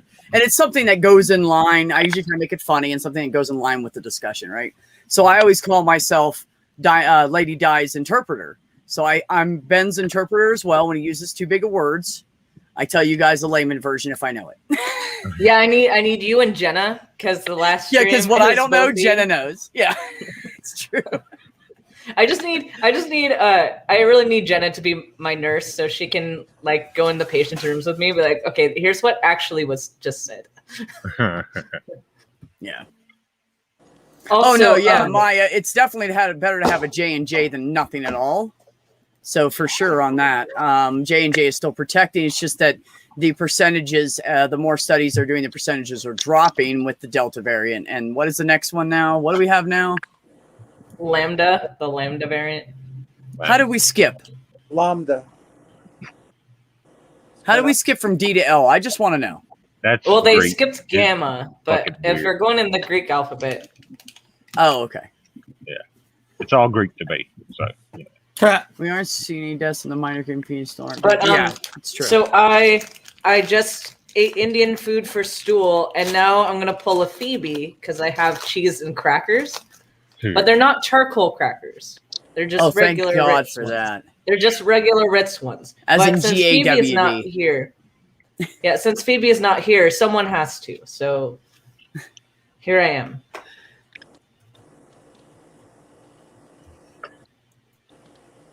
Oh, as far as I know, the Gamma is not in the U.S. yet. Oh, it's Delta, Lambda, whatever, and then is it Gamma? No, it's Anyways. shit. I don't know. I'd have to Google that shit. Oh, I forgot Mathfig was in the basement. Quit kicking yourself out, you bastard. I didn't tell you to kick yourself. I just told you to shut up and listen for a minute. Oh no, it's fine. Yeah, you totally didn't kick me and forget about me all alone. by You myself. kicked yourself. You can't expect me to remember where you Yeah, are. I can't keep track yeah. of everybody at all times. No, It's that's not my fine. job. Yep. I have one child. Math Pig wanted to visit the dungeon for a minute, so that's why he went. Yeah, yeah. Oh, I've I been hope he there. cleaned up after himself while he was down there. Every time I go down there behind him, there's fucking like little roaches laying around. Do you know And why? That's fucking because dog I hair refuse from to pot. clean And up after Stool. All right, Stool lives in that Yeah. fucking place, and I refuse to clean up after him. It's just, I visit there, he lives there. oh my God, Von Rick. No, you didn't just say that. Thanks, Ben. It's nice to know you're carrying the cracker tradition. See how that sounds? Oh, On that note, it is late. Yeah, night. you guys should go. I know. I saw the message. So, Math Big, thank you for showing up, buddy. You know I love you. Corey, it was Oh, really you nice did. meeting you. And hold on. Give her one bit of advice, babe. Go on. I muted Go on. her. Hold on. I'm trying to unmute you. Unmute you. Did you fucking mute me? I tried to unmute her, and she was unmuting herself at the same time because I muted her because of the feedback. Mute fight. So, Corey, Mute fight. anyway, hold on, Rex. Corey, thank you for coming, and I appreciate it. It was nice meeting you. You and too. my one bit of advice is don't be afraid to tell him to shut the hell up. He can take it. That's my one bit of advice for Matt Big. You guys have a good evening, and I'd say behave, but I don't want you to. So go enjoy. Yeah, it's nice to meet the people that I hadn't met before, and like B said, be good or be good at it, one or the other. That's right. Think for yourselves. Everybody should think for themselves. There you go. Think for yourselves. That's right, B, buddy. thank you very much for happening. Mhm. B, thank you very much for having me. Yeah, buddy. Appreciate it. Lots of love. Back at you. Love you too. Ben. I thought. Corey. Yeah. Put the Corey. gloves away, Ben. Put the Bye gloves away. bye. Bye bye. He's in the sauna. He's gonna play with the gloves now. I'm Phoebe. I've got to show off my cracker. That's Does a everyone Ritz. see it? Does everyone see it? It's a whole pack of Ritz. I don't love have any Ritz. water. I need a water bottle. I don't have the water to show off. You don't have that kind here anyways, so. We don't, but I We would don't- grab any old water bottle and just. What was it, Voltic or something like that? Yeah, I don't know. I don't know either. Last chance, Corey. Are you safe? Is he feeding you? Thank you, Jenny. Thank you, Jenny. Tangerine water. Okay, thank you, Jenny. That's perfect. We needed some of that. Jenny's back. Yay.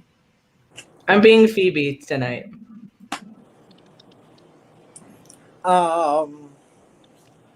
Ben, one mocks the one they admire. Not Wink. tall enough. I'm sorry. I love Phoebe. No, Phoebe's great. I only pick on Phoebe because I love her. So That's true. It's true. I love giving Phoebe shit. yeah, and she I gets. thought me she was going to shit show back. up tonight, but she must be napping right now. She's probably sleeping. Yeah. It is true. So, I forgot the damn question I asked earlier. We never got through. Oh, if there was one thing in the world you would never want to change, that's what it was. Yuhan said music, which is kind of vague, but I get it. Because I mean, pretty much all music's good. It just depends on who you are. Ben, what's your answer to that? Dopamine. I like that stuff.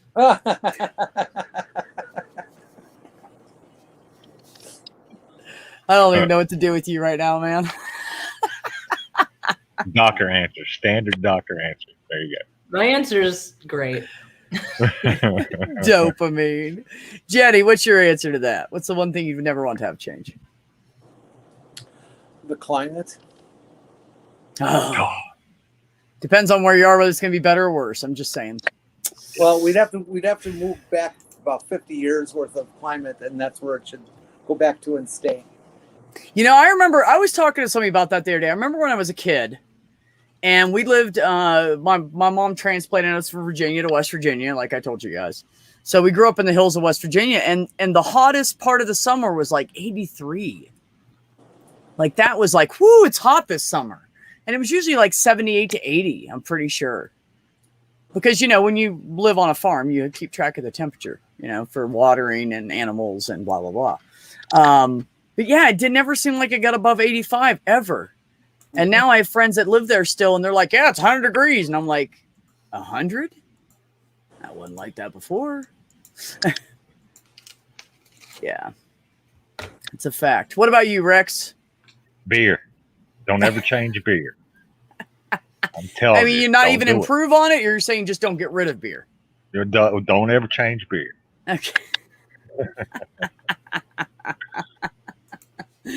That's amazing. That's amazing. I will say that I'm going to be really corny and cheesy on this one, but it's how I feel. I would never want the people that have good hearts to change that. Because we need those people.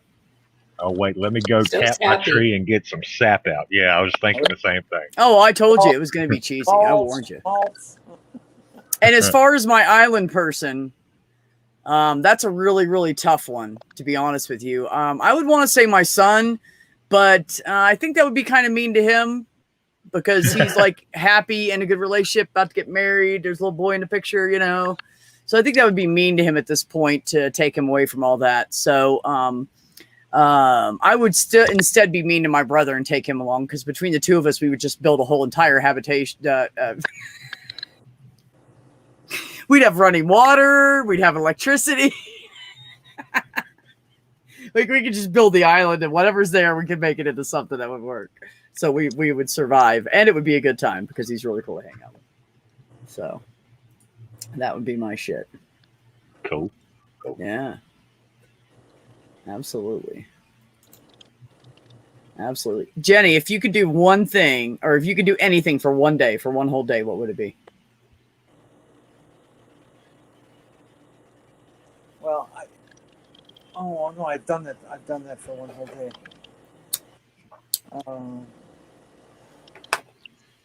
I can't think of anything else. I was going to say masturbate, but I've done that for a whole day. I do that every day anyway. Fuck it. I don't know.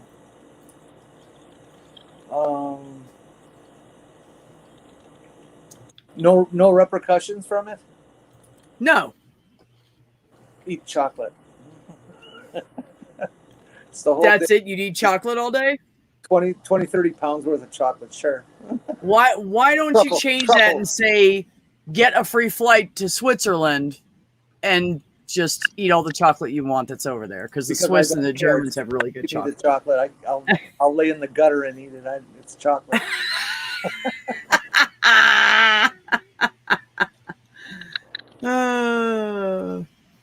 Well, actually, it could be ice cream. Aw. Ice cream instead of chocolate. Ice cream. Aw. Thanks, Ox. a Love you wonderful too, buddy. Aw. Yeah, no, I love chocolate too. I can't even resist it. Well, we have a stereotypical woman's answer.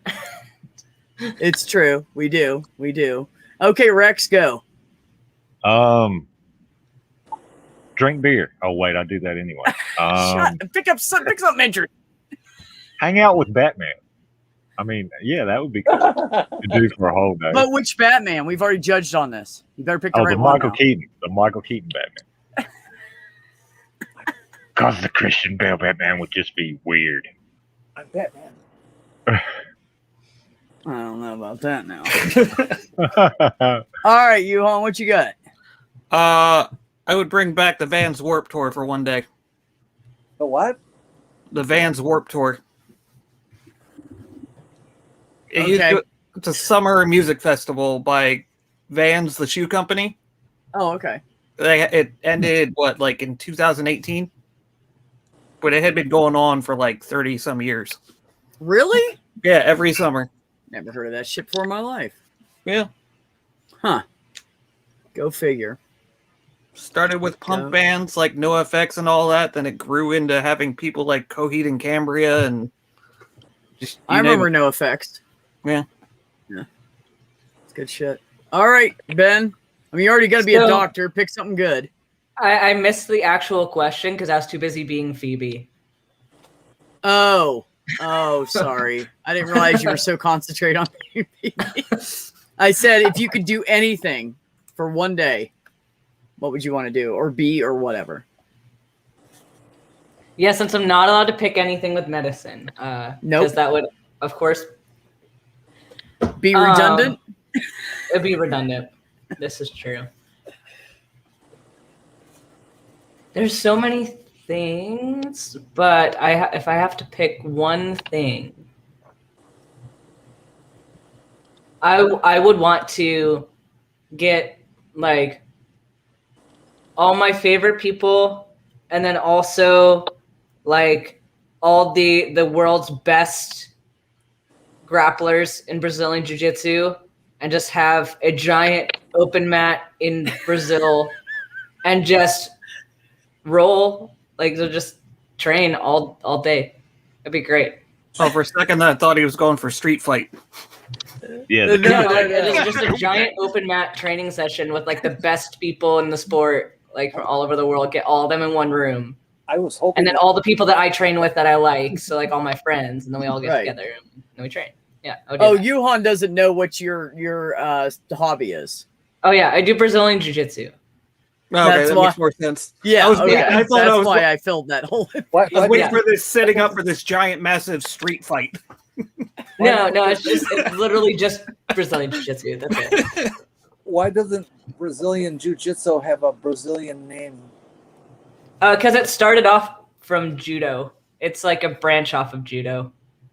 Because the guy who founded judo, like, went to Brazil or something, and then they took some stuff from judo, and then the Brazilians like added their stuff to it, and so it's weird because Japanese jiu-jitsu and Brazilian jiu-jitsu does not come from Japanese jiu-jitsu. It comes from judo.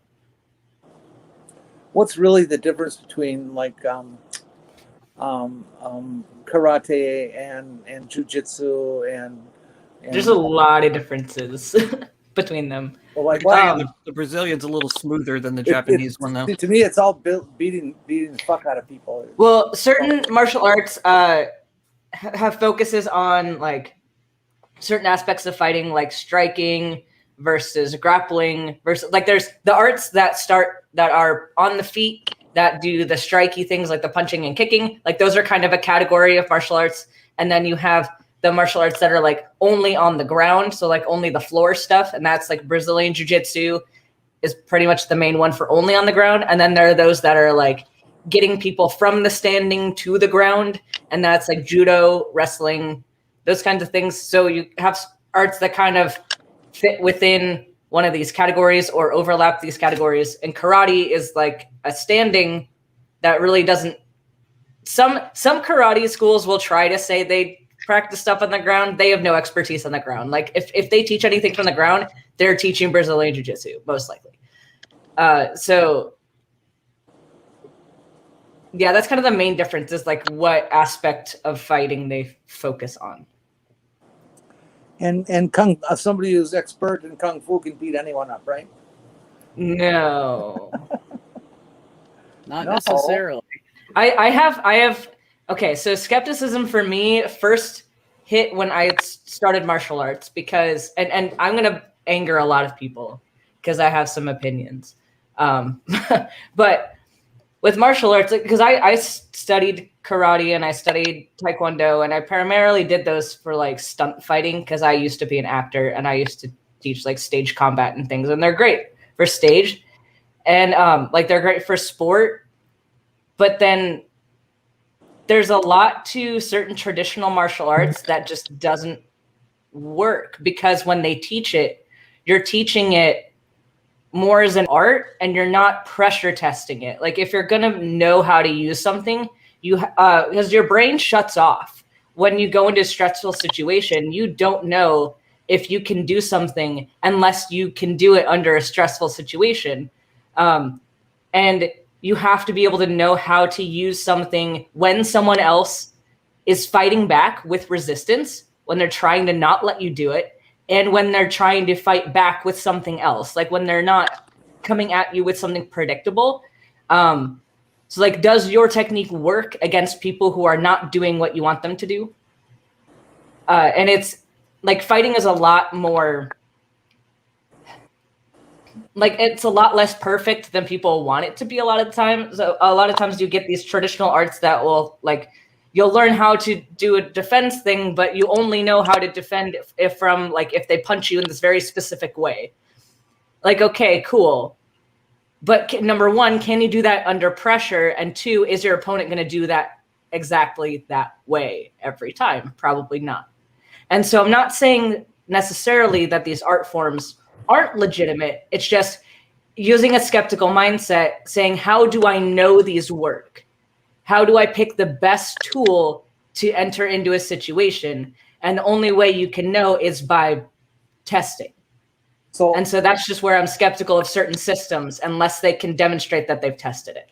So women taking self-defense courses is a fool's paradise? Yes, no? No. Well, it depends on what they're doing and how long they're doing it. Because if you do something for a weekend course, it's probably not going to work because you're not going to remember it. You're not going to have muscle memory. You're not going to pressure test it. Like it's not going to be super helpful. But if someone studies Brazilian Jiu-Jitsu and they do Jiu-Jitsu takes a long time to get like really, really good at. But even if you did like 6 months of Brazilian Jiu-Jitsu, you have some muscle memory. You have some pressure testing. You've trained with people bigger than you, people smaller than you, people of all different body types. You've learned because not every technique works for every person. Like there's certain techniques that would work for B that would not work for me because I'm small, I'm short, my legs are not super long. So things that might benefit a long-legged person would not work so well for me. So I have to figure out things that work well for me. And so, yeah, it's I have a lot of thoughts about like how we apply skepticism to martial arts. And I think the UFC, granted, there's a lot of problems within the UFC, like as an organization. But when they first started, the whole concept was bringing the best of the best in every martial arts system together to fight each other and see who came out on top. And what we did was we pressure tested all of these systems and they distilled MMA, which kind of took the best of everything, brought it together and kind of ditched the things that didn't work. So then, so that's, I think like the best thing to do is to mix a lot of stuff together, pressure test it. And then, I mean, you're never going to be like great for like a street fight or something because that's messy. You're going to get hurt. Like street fights, like don't be looking for those ever. Like, yeah, they're still very, very high risk. But if you had like some, like I ideally, if I were to recommend like fighting systems, I would say Brazilian Jiu-Jitsu and boxing, or Brazilian Jiu-Jitsu and Muay Thai. But that's like, I don't know, that's a lot for someone to do. Because Muay Thai could master both of those. Muay Thai is scary. There's a reason why I don't do Muay Thai, but it's legit. So I mean, that's the ideal combination that I would put together. But there's my whole little martial arts range. I've never heard of that Muay Thai. Oh, it's that shit's Thai crazy. Kickboxing. It is. Yeah. It is legit, and it will break you. Yeah, they use just their legs to fight, and it is fucking crazy, and they get hurt. Kicking you with their shins. Yes, they kick each other like in their rib cages and their kidneys, blah blah blah, with their until one of them goes down, and it is fucking crazy. Yep. Like I don't care who the fuck I am, I would not get in that fight. Oh yeah, and if someone trains that and becomes good at it and they win fights, like they've proven themselves, like they've pressure tested it. Like that's what we're talking about. Like they know how to take hits, they know how to give hits. like, yeah, I would believe them. Whereas somebody who is an 8-year-old black belt in Taekwondo, like, I'm sorry, but I'm skeptical of your fighting abilities. It's just not very realistic that you'd be like able to handle yourself with someone bigger. So Ben, sweep the leg. absolutely. Right.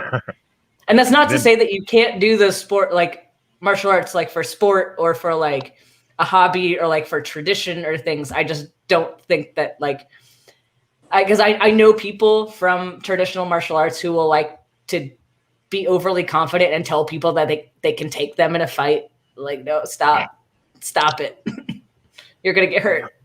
Yeah. What is the purpose for all the demos of breaking boards and breaking stacks of brick or concrete? Because it looks cool. Because it looks cool and it shows how much you've strengthened that part of your body. That is but it. like anybody can do it. Like Okay. anyone can do it. Yeah, I was that's true. 11 when I broke my first board when I was testing for my yellow belt in Taekwondo. And yeah, it's not that hard. I noticed that they always use something like new growth pine or willow, not maple or plywood. Oh yeah, they're not going to use oak or mahogany. No, Yeah, you're not No, going to it's- use locust or nothing like that. no, it's like a cheap pine or something, Yeah. right? Yeah. Softwood. Yeah. And the Absolutely. grain is nice and wide, and they hold it, with the grain. And Oh yeah, absolutely. I've Yeah. watched that. I've paid attention when I've seen shit like that, especially in movies. I'm like, whatever. the dude. dudes who do stuff like use their head to break a stack of patio bricks. Yeah, That's fucking nuts. That's yeah, just- that is. Yeah, and fucking a lot nuts. of things that like don't look cool often end up being like the best things to do. Like when I'm grappling, my grappling matches do not look cool because I'm literally like I play guard, which is like you're the bottom position, but you're in control. You're dominant because you're using your legs to control their body. And so it does not look very cool. And oftentimes I spend a lot of my matches just smashed up against the mat, just big person trying to flatten me out. And I'm hugging their leg and I'm like, I'm not letting go. And I have things I want to do because I'm trying to get their center of gravity to be able to like sweep them. So like flip them over.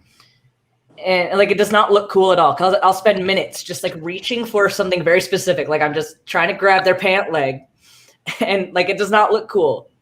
But somebody who can spend like 5 minutes of a match, just like being squashed by someone putting It their full takes a body weight on you. lot of It takes every a bit lot. of your muscle in your body And you know, to get back out of that and to hold that person up and without them pinning you. Yes. like, you know, they are mentally tough and like they are legit. Like those fighters, like if you can like last in bad positions like that and come out, this comment. Isn't it great? I love In it. jujitsu, I'm a power bottom. I would and try- other areas of my life, I'm not. Power top, more like I it. would try it, but I'm just too afraid of breaking a nail. It's just But I have to say What the nails? women that I've trained with for years, and this has been so hard coming out as trans and then kind of removing myself from the women's team. Like I'm still part of the team. I just don't really belong with the women's team, but I've been part of this women's team for so long. And like these women are the most badass people I've ever met. Sorry, B, love you. but you're not a woman. I was gonna say, who are you talking to? Is there another B around here? That's No, I was just saying, I because I didn't include you in the most badass people I've ever met. oh no, it's okay. I know I'm not that badass. But these I women, am for who I like, they am, are- but I'm not that badass. These women, like some of them are professionals in jiu-jitsu, and they are incredible fighters. I bet. And so, like anyone that questions women and their ability to do combat sports, like has not actually ever trained with women in combat sports because they will wreck your shit. Oh no, I had to wrestle them in high school, and I got my Yeah. shit wrecked before. It's awesome that you're a wrestler. Wrestling's awesome. I Yeah. cross-train wrestling, but Oh, I wrestled a little in high school too. A couple of I seasons. wanted to, but they told me they didn't specifically tell me, but I had lots of kids' parents pressuring me not to because I was a girl and that they didn't think that I would want to be touched inappropriately. Nah, as soon as you get out to that mat, that whole thing just goes like. I was Right. gonna say you're Right not up thinking the about head. that Yeah. shit. You're thinking Yeah. about taking that Getting- motherfucker getting down. touched- But I didn't end up wrestling because like it was just people were being too stupid about it, and my school is like it wasn't technically a religious school, but it basically was. But the truth is, getting touched Yeah. inappropriately is what it's all about, isn't it? I mean, No, Jenny, no. Oh, She went there. She went. That's not the kind of wrestling we're talking about, Jen. We're not talking about like rolling around in the sheets. No, different kind of wrestling. You guys are just so boring. Well, No. the best piece of advice my dad ever gave me, he says, if you're not in the ring and you're fighting somebody, all bets are off. There's no such thing as a fair fight if you're not inside of a ring. Yeah. So that's like she would pick up like a huge wrench and just smack you in the face with it instead of, trying to go fist to fist with you. You don't know that, dude. I'll punch a motherfucker.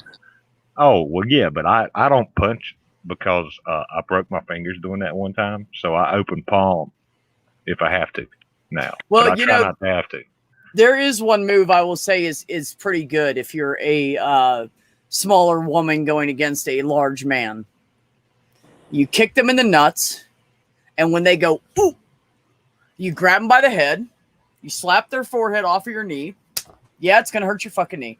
Except some people will And get then- more and aggressive then- if you kick them in the nuts, though. Well, it depends on the.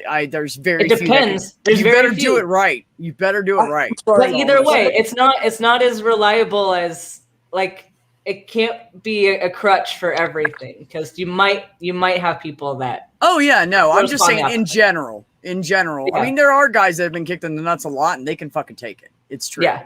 They yeah. become desensitized to it. Yeah. Yeah, I don't care. No, I that don't is true. what moves you know. If somebody outweighs you and outstrengths you and they get you from behind in a bear hug, you're not going away. It's, Hold on, that is not true. I've Oh, had that so- happen to me. I have this friend, Fred, a beautiful man, in many ways, and he's like about 6'6", 6'7", something like that. He's built like Jason Momoa, just perfect Jesus. physical specimen, just beautiful. And he's an ex-Marine and a cop. And we were playing around one day, and he got me in that position where he was bear hugged around me, had my arms trapped. So I couldn't fucking move. Because nothing to do to get it's out. like a back take though. If you know how to escape a back take, then you have some more muscle memory on how to deal with it. Like, 'cause it's all with bear hug and things, it's your hips that's going to get you out. It's not your upper body. Let me tell you what I did, Ben, and tell me what you think of this. Okay. Well, so, actually, wait, ex-boyfriend. Wait, he's- hold on, Ben. what? You're right. You're right. It was my hips that got me out of it. I said, "Okay, let's go to your room and have sex," and then he let me go. Never. Just a bad joke. Anyways, fucking Jenny, man, I love it. Jenny I just never know. wants I more never know hugs. what kind of sexual connotation or innuendo you're going to come up with. It's fun every time. So this was the situation. I was, I'm 5'6.5". The guy I was with had convinced me I was fat, and I lost a bunch of weight, and I weighed about $120. I was really, really skinny, and my muscle mass was really low. And I hadn't worked out in a long time, and I was eating poorly, and blah blah blah. But anyways, so I found out he was cheating on me. I confronted him with it. It turned into a fight because I wanted to leave, and he didn't want me to leave. So he grabbed me from behind as I was walking to go get my shit, and he grabbed me with my arms down by my side, and I was stuck like that. And so I pushed him around as much as I could, pushing backwards towards him, trying to use his, because when people step backwards, they're going to lose their balance. That's what I was hoping for. Did not happen. Eventually, I got him turned around, and there was a stove right behind us. And I just picked him up. I leaned forward and picked him up with my whole body. And then I pushed myself up as hard as I could and slammed his ass right on the handle in the front of the stove. Wow. And he let go just enough that I got out of his grip. And I ran for the fucking door. That motherfucker got me. But I'm telling you, man, you're right. You don't use your arms. You don't just use your legs. You gotta use every bit of you. But it worked though. He let go when I slammed him on there. I picked him up and slammed him, and he was he was like 6'2", 225 solid muscle, pretty much, with a little bit of fat on him. And I got rid of his ass. I got rid of his ass. Well, when I got to the door to unlock the door to run out, because I had grabbed my keys off the counter. They were sitting on the kitchen counter. Well, I got free from him, and he's going, oh, and he's grabbing his ass. I grabbed my keys. I ran for the door. Fucker had 3 locks on the door. So I was like, slide lock, right? The chain lock. Other slide lock, had my hand on the bolt. And I had long hair at the time, and he grabbed me by my hair and he pulled me backwards and put his foot out, and I hit the ground, and my head bounced off the Spanish tile in his foyer. And then he proceeded to kick me, and he kicked me about 4 times in the side, and I was trying to get away from him. So he went to kick me, and he was directly in front of me. And when he pulled back to kick me, I had work boots on, hiking boots, and I got him right in the groin with a good heel. And he fell down next to me, and we were both just done. And we just sat there and looked at each other for like 3 to 5 minutes panting because it was so exhausting. And it was exhausting. It was like a good 8-9 minute fight. That's a long fight. Yes. He had me like that for a good like 5-6 minutes before I got rid of him. That's a long fight. Wow. Yeah. So, but I got him, and he was laying there curled up in a ball on his side looking at me, and I was laying on my back, and I just looked at him. And we just stared at each other. We're panting. And I said, fuck you. And, the rest of it, I didn't tell you. He did pound my face into the ground. I lost my job because of it. So I couldn't go to work because my lips were swollen. I was black and blue. I could barely see out of one eye. Yeah, it was fun. So when people come at me, I'm like, bitch, go ahead. I've already had the shit beat out of me by men, women, my brothers. I've had a big fucking huge dude like jack me from behind and bitch slap me, and I didn't know it because he was behind me. Like, just come on. I don't even fucking care anymore. It's something that I do want to mention as well. Like, and this is something that I think bothers me the most about like martial arts schools that will essentially scam people for self-defense classes and teach absolute bullshit.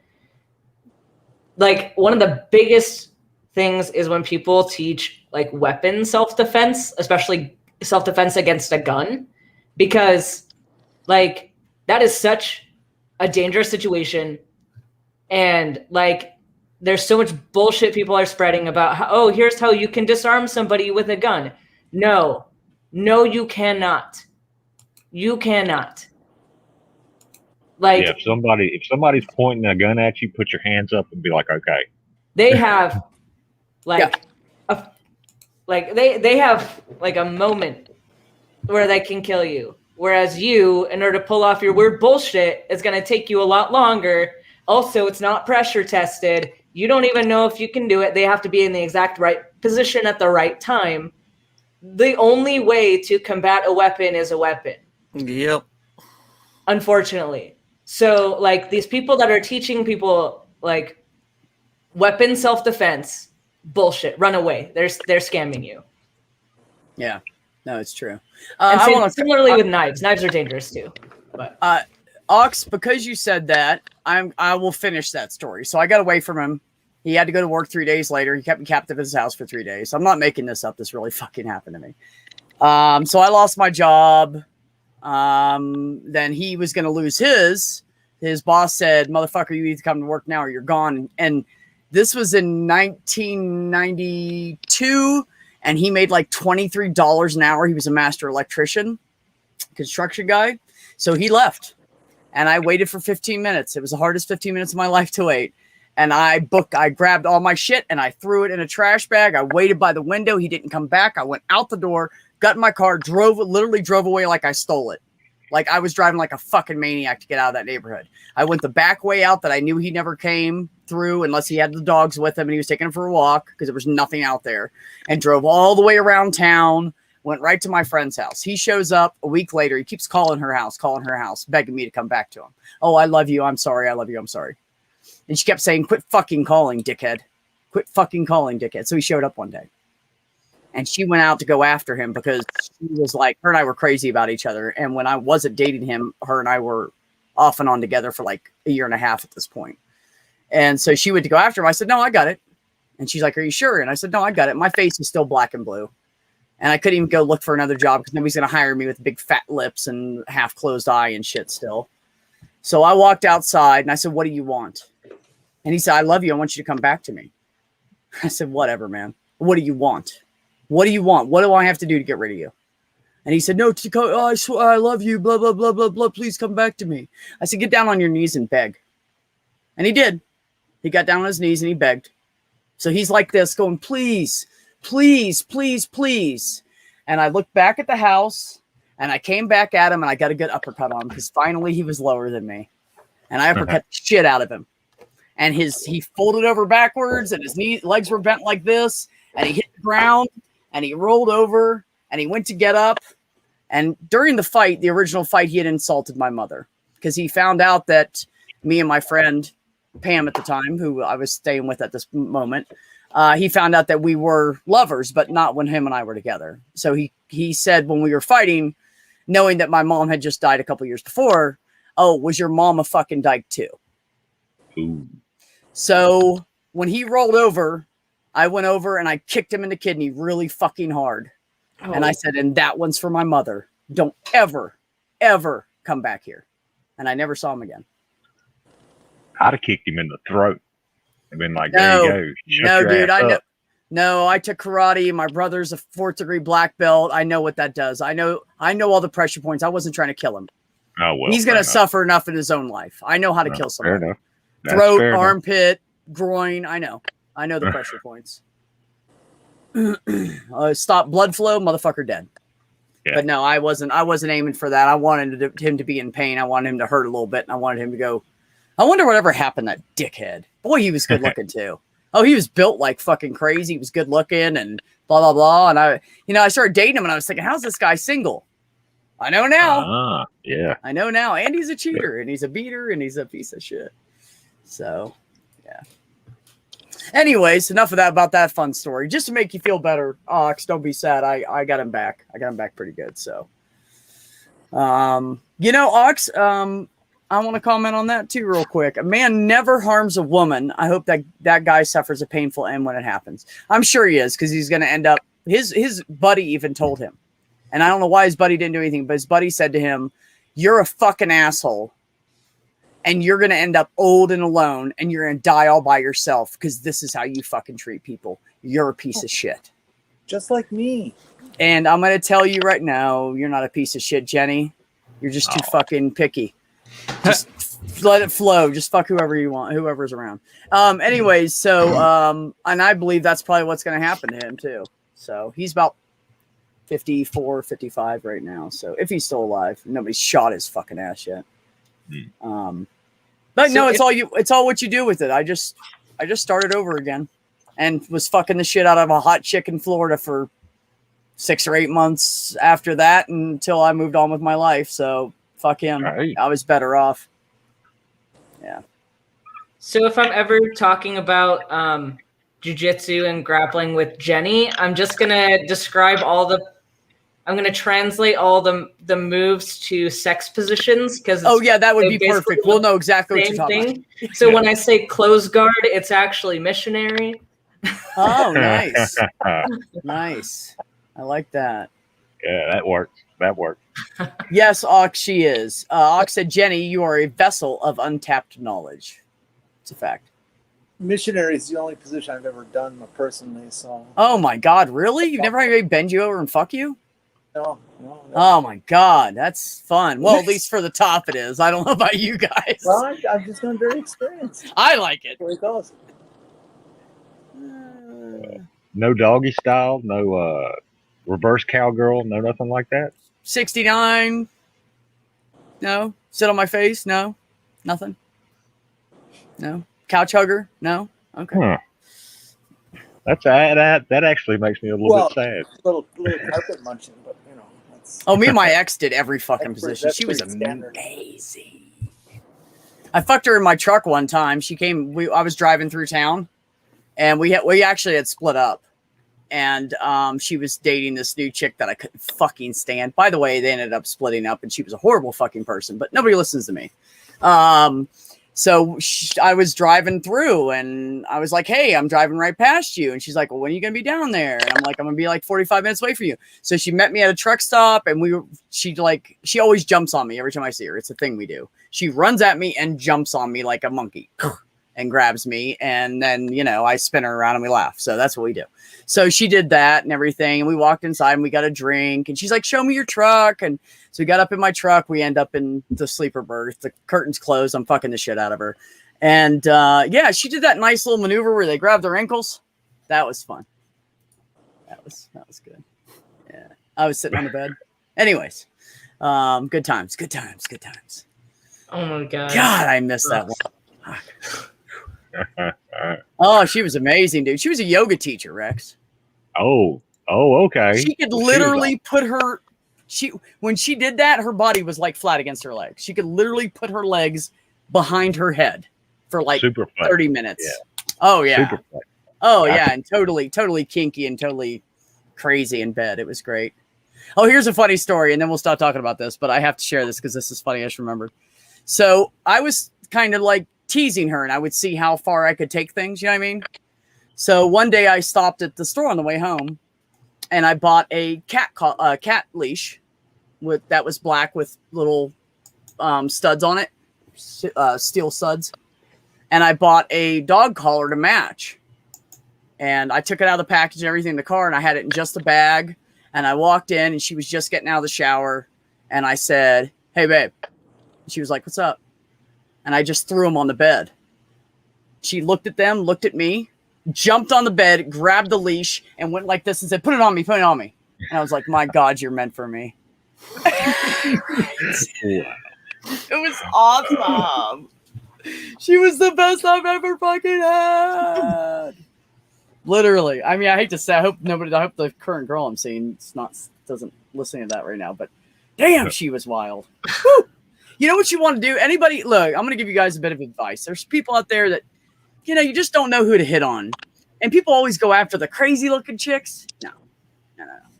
What you find yourself a teacher, specifically a kindergarten to 5th grade teacher, because they deal with kids all day long and they want adult contact, and they are fucking freaks in bed.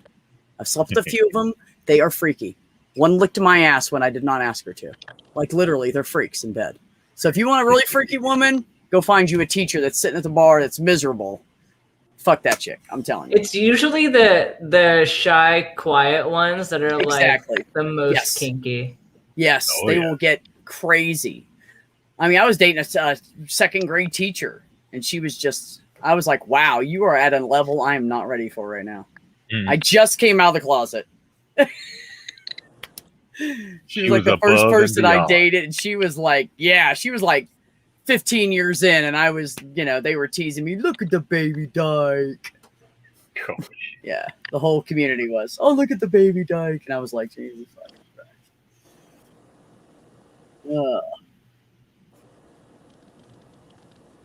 Yeah, I always admire gymnasts. They can get in all kinds of kinky poses. It's true. You find someone that's like works out or stretches all the time or does yoga or anything like that. Yeah. Anyways. New question. Yuhan, what was your first ever job? I was a ride operator at Hershey Park. No shit. Yep. I've been to Hershey. I used to live up the road from there. I used to live in Stroudsburg. I lived in Lebanon. That was my hometown. Ah, touche. I know where that is. Cool. Good deal. What about you, Ben? What was your first job? Well, my mom has a like an acting school for kids. Oh. And so I was an assistant acting teacher for like 6-year-olds. Oh, I bet that was Yeah. fun. It's fun. Yeah, at that age, right? Yeah. Okay, Jenny. I work behind the counter at a small camera store. A camera store? Oh, that would have been cool. I love cameras. Yeah, I was 16. Nice. Nice. I should have went after a job like that when I was that age. That would have been great. It was All right. it was fucking insane. That it was Really? like the most popular camera store in the entire Milwaukee County, and we would have one person behind the counter on a weekend, Saturday and Sunday, and there would be, honest to God, customers 4 or 5 lines deep, lined up along the entire counter, like 15 feet of counter, and so there was like 6 people waiting to be taken care of, and 6 people behind each of them waiting to be taken care of. It was one of the most intense jobs I've ever had. Wow.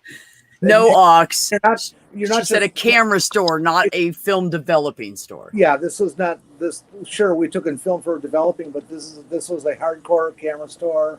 Let's talk about this $500 camera you're about to dump money on. This is like early 70s. So $500 for a camera was serious fucking money. Yeah. Oh yeah. That's like 3,000 now, which is what a nice camera goes for. And I have my it was camera's pretty- like my camera. I bought it used. It was 2 years old. It's SLR digital. Has the SD card that you can remove and stick in your computer, kind of thing. And it's a Nikon, and I got it for $450. 3 years used. I got it for $450 in 2008, and I still have that camera. Good camera. Well, Yuhan disappeared. Never mind. Rex, what was your first job?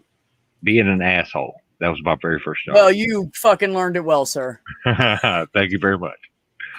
No, my first actual paying job was I helped open the first Little Caesars in my town, and my God, for the first 2 months, people loved that shit, and I was making $4.25 an hour, Woo! and that was back in high school. Yeah. What year was that?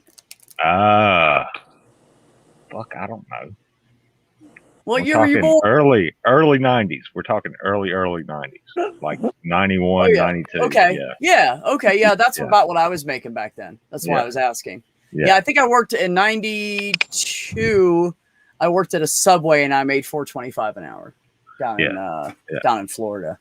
Well, I don't know what to call my first job. I'm not sure what my answer is for that, actually, because I my think first actual paying job was under the table, and I used to bale hay in the summer with my brothers. But we rarely got paid because the farmers were all poor ass people, and they'd say, "We'll get you later. We'll get you later," and we knew we were never going to see it. But we did it every year, anyways. My first real job, I guess, would be considered the military because I went in the delayed entry program in high school, and I was going to drills and everything for 10, almost 11 months before I went to basic training. So I got a little taste of the Army before I went into basic training, which was really a good idea. I'm just letting you guys know. But it wasn't a full-time gig. My first full-time job was actually at a Subway. And I moved down to Florida after my mom died, and my sister was like, "You need to get a job, get yourself together," because I just sat around like all day, like smoking pot and drinking and laying by the pool, and I was fucking miserable and I hated my life.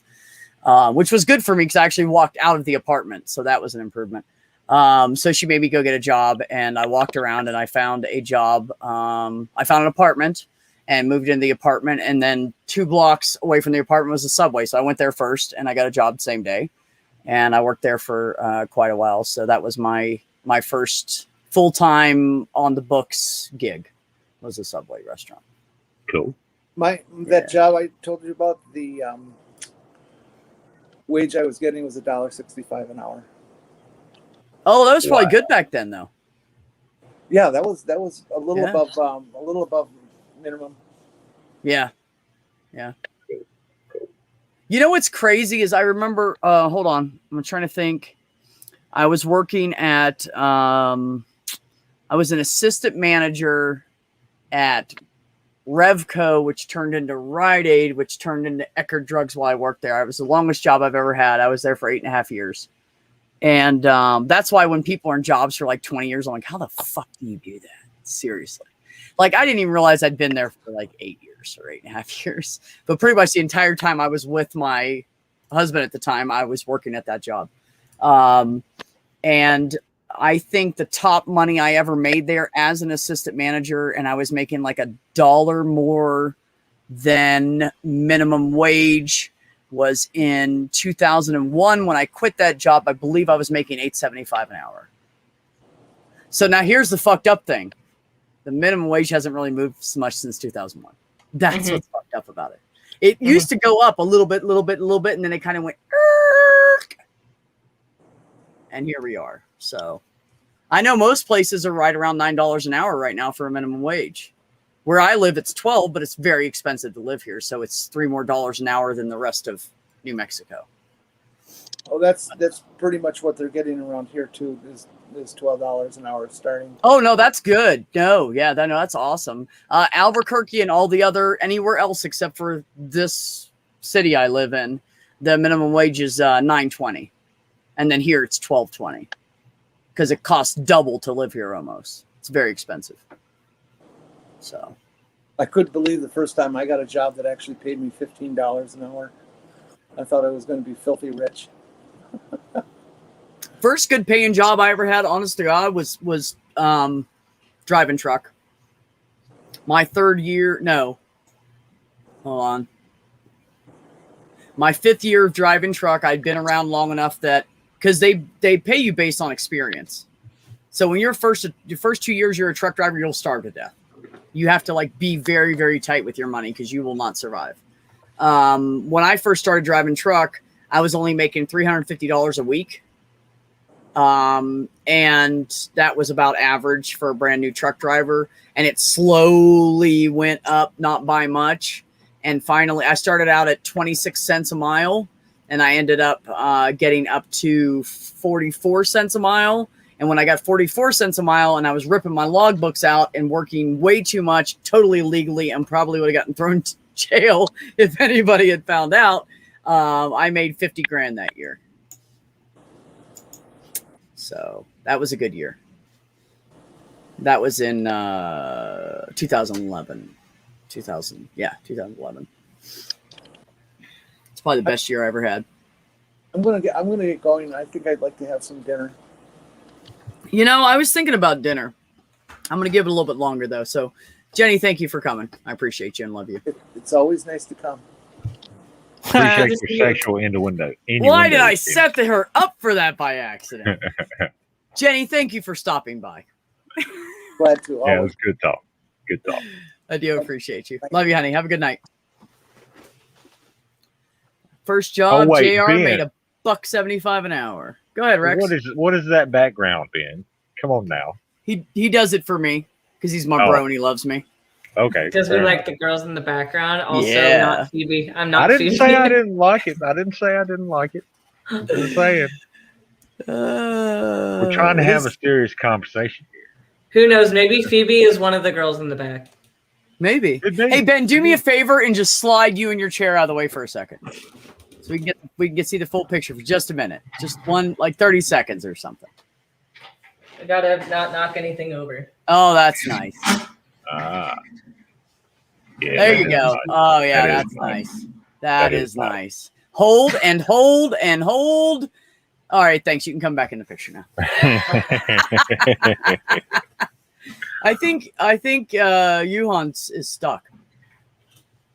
Yeah, Yuhan he is kind just a of blur. froze. Oh, there he goes. Yeah, he'll probably be back. JR, what did you do for $1.75 an hour? Oh, that's horrible, man. Yeah, I think my first job, maybe Subway was $4.20. I think it might have been $4.25. Yeah, that's I'm what I sure. got at Little Caesars. Yeah, it was $4.25. Yeah. And all I did was run pizzas through the oven and then cut them up, and here you go. Yeah. Pretty That's easy easy. job. Yeah, it's a pretty easy job. And all the Yeah. leftover pizzas that nobody came to pick up, I'd take home at night. Because Little Caesar free makes their pizzas. Yeah. And you're like, Yep. I feel like we might have a rush. We should make 4 extra pizzas. Yeah. Well, That's we like what- did. We Yeah, had a well, super yeah. rush when we first opened, and then Oh, yeah. kind of tapered off and went down, and then steady. Right. Yeah, when I worked at Subway, they used to count everything and they weigh everything. You have to do an inventory like, I can't remember, like once a week or something like that. But like any open package at the end of the night, you have to weigh it so they can see if it's comparable to what it should be. It's got to be within so many, like a pound or whatever it is, to see if you like wasted food or whatever. So what we would do, they counted the rolls, all the buns, all the bread. They counted they weighed everything. They did not worry about the weight, though they only weighed the meat. But they wouldn't worry about the weight on the meat. Could be a little off, but it was okay, right? But they didn't really weigh the vegetables or anything. They would go off of like a case of tomatoes or half a case of tomatoes, right? So we didn't count them. So they counted the salad bowls, but they didn't count the salad lids. And back then the lids used to be about this deep, and they were square or rectangular, just like the salad containers were. So we would grab a salad lid and take a little bit of everything, and we would fucking. But Subway, one thing Subway has always done, and they still do it to this day, is everybody, if you work a shift that's more than I think 4 hours, they give you a free 6-inch sub, because they figured out it's cheaper to do that than have people steal food or are hungry. So if you work there and you work more than 4 hours, you instantly get a 6-inch sub of whatever kind you want. Cool. So we'd all eat the 6-inch sub, and then we'd go get a salad lid later on in our shift, and we'd eat again. And we'd put food in it, and then like grab a container and have the salad lid on top of a container, like we were refilling it because you're on camera, and walk back to the back, and then we'd eat that shit and come back with like a full thing of green peppers. Drop it back in the. Had to be slick about it. Oh yeah, you got to be smart. Yeah. Well, back then they didn't watch the employees, but they had a camera on their cash register in case somebody robbed them. All right. So, but once you got away from the cash register, you were clear, but you had to like walk an arc around the camera to get in the back room. So I would just like put it on top of something and take it back there, like I'm carrying vegetables back, and they couldn't tell. The cameras were old and gray and grainy back then. It had no color, and they were fucking like cheap old CCTV shit. So we got away with all kinds of crap. True story. I believe you. All right, I'll be back in a second. I'm gonna go get another beer. You should. I You should. absolutely should. Beer. I would have a beer tonight. I gotta be at the hospital tomorrow. No. Yeah. Oh, What yeah. time are you starting in the morning, Ben? Well, Rex I goes in actually peace. don't have to be there too early. Well, because it's weird because our hours don't really matter. So it's Right. We leave when we get everything done. So my attending has us meet for rounds at 9. So that's when we all get into a conference room and we talk about all the cases that we have for the day. We assign everybody all the new cases, and then he lets us go and do our thing. So it depends on if you want to go early and see your patients before rounds. Sometimes it's nice to do that, to be familiar with the case, get all the updates so that when you go talk to the attending at rounds, you can say, here's everything that happened with this case. Like, and then, because usually the attending will ask you questions about what we're going to do. Like, what do you see here? What do you think's going on? Right. Yeah. So it's good to go early to be ready for rounds. So I've been getting there around 8, and then we have rounds at 9. Yeah. And then I always at actually 9, like, right? yeah. And then I've had 8 patients yesterday and today, but a lot of them today were follow-ups. So I only had one new patient that wasn't a follow-up. So I had to do like a full H&P, history and physical. And that takes, like, if they're new, you could take like an hour in there with them if they tell their whole story. So today it wasn't too bad. Like I think I left at like 2:30. Oh, okay. Yeah, that's not bad at all. Yeah. Sorry. So yeah, so it's not bad. And then I think, was it Thursday? Yeah, so tomorrow we have a lecture on, I think we're doing a renal lecture tomorrow at 1. So we'll have to do our patients, and then we'll have, if we don't finish, we'll have to go to the lecture, and then we'll have to stay after and finish. But I love a good renal lecture. I love nephro. Nephro is great. No, it's interesting to me because I lost a kidney. So, nephromancy. Oh, you know what I did today? I had sent over yesterday. I had sent over a request for records to my old urologist. I found him, and they were like, "Well, you've never been a patient here." So I was like, "God damn it! Well, I need to know what the old place was he worked at because I know he moved. He moved like an hour, 45 minutes to an hour north of where he used to work." So I got a hold of the lady on the phone, and I started talking to her, and she was kind of like, yeah at first. And then I said, look, I said, I have a new doctor, and she really wants all my files. And, what I went through was not a common thing. So she's certain things she wants to watch because I lost a kidney. And I said, honestly, I said, I know I have the right Dr. Costner because I'm never going to forget that man's face, and I'm never going to forget his name for the rest of my life. He was an amazing, amazing person, and he saved my life. And she was like, oh, really? And I was like, yeah. I said, if he doesn't remember that, I would be amazed. I would be amazed if he doesn't remember me being his patient. And I said, now, granted, I still owe him money, and I don't have the money to pay him. And I know that's horrible, and I feel bad about that. But I said, that's just the way it is. And it got wrote off years ago, but I still feel kind of bad about it because he's a really good guy. Just everything right after my surgery, and I started healing up, my whole life fell apart, and I ended up like splitting up with my girlfriend and moving to like across the United States to Oregon from Virginia. Like everything was just crazy, and I was flat broke, and I was starving for like months. And so I just never paid anything on it because it just took me forever to get back on my feet. And then I moved again, and then I forgot about it for a while, because it's just one of those things. And then eventually I got a notice from the credit agency that it had been written off. And I was like, oh shit, I forgot I owed him $12,000. Totally forgot that I owed him that money. Like after a while, I just forgot about it. I just was in a lot of shit back then, So, so they wrote it off. So it's not like, it just got kicked off. So medical bills will get kicked off after 7 years if you don't make any payments on them. If you make $1 worth of a payment, it'll never leave you for the rest of your life. So I didn't pay anything because I knew I couldn't pay the whole thing off. So I just let it go. So, but no, he was an amazing guy. And after talking to her, she said, I'm going to do everything to help you. I'll catch him at some point today. He's really busy and he's behind about 30 minutes. I said, honey, I work in a doctor's office. I know how it works. And she says, but I will, by the end of the day, I will talk to him and see what we can do to get your records for you. And I said, thank you very much. I really appreciate that. And I said, how's his wife and his kids doing? She goes, oh, they're great. And I said, okay, awesome. I said, just do me a favor. I said, just tell him, I'm sorry I didn't ever pay him back because I do feel bad about that. And then I'm glad he's well. And to this day, I still appreciate him doing what he did for me because he gave me my initial consultation for free. I had no insurance. I was self-employed. And if he didn't see me, I would have died. Like literally, he said when he got me to the hospital, if we didn't get you in here and start pumping blood and everything into you, I mean, they gave me 3 pints of blood when I first got there because I was that anemic.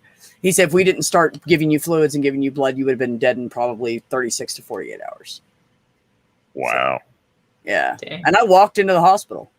So when people go, oh, my back hurts, I need the doctor right away. I'm like, shut the fuck up. It's usually the people that are most emergent. Yeah. Usually the people who are most emergent don't know that they're the most emergent. Like Well, they're like, I'm fine. And they're not fine. Yeah. And then a lot of us are like, it'll be fine. I've pulled a muscle before, or it'll be fine. It's just my sciatic. I'll wait for it I'll put some ice on it, And with me, they kept telling me it was my sciatic. So I just didn't think anything of it. I was like, well, the doctors know. I'm going to believe this doctor. But I tell you, I learned a lot about medicine in that process. I learned a lot about how it works. I learned a lot about signs you have to watch for. And then I went into EMS with this open brain of I'm going to pay attention from now on.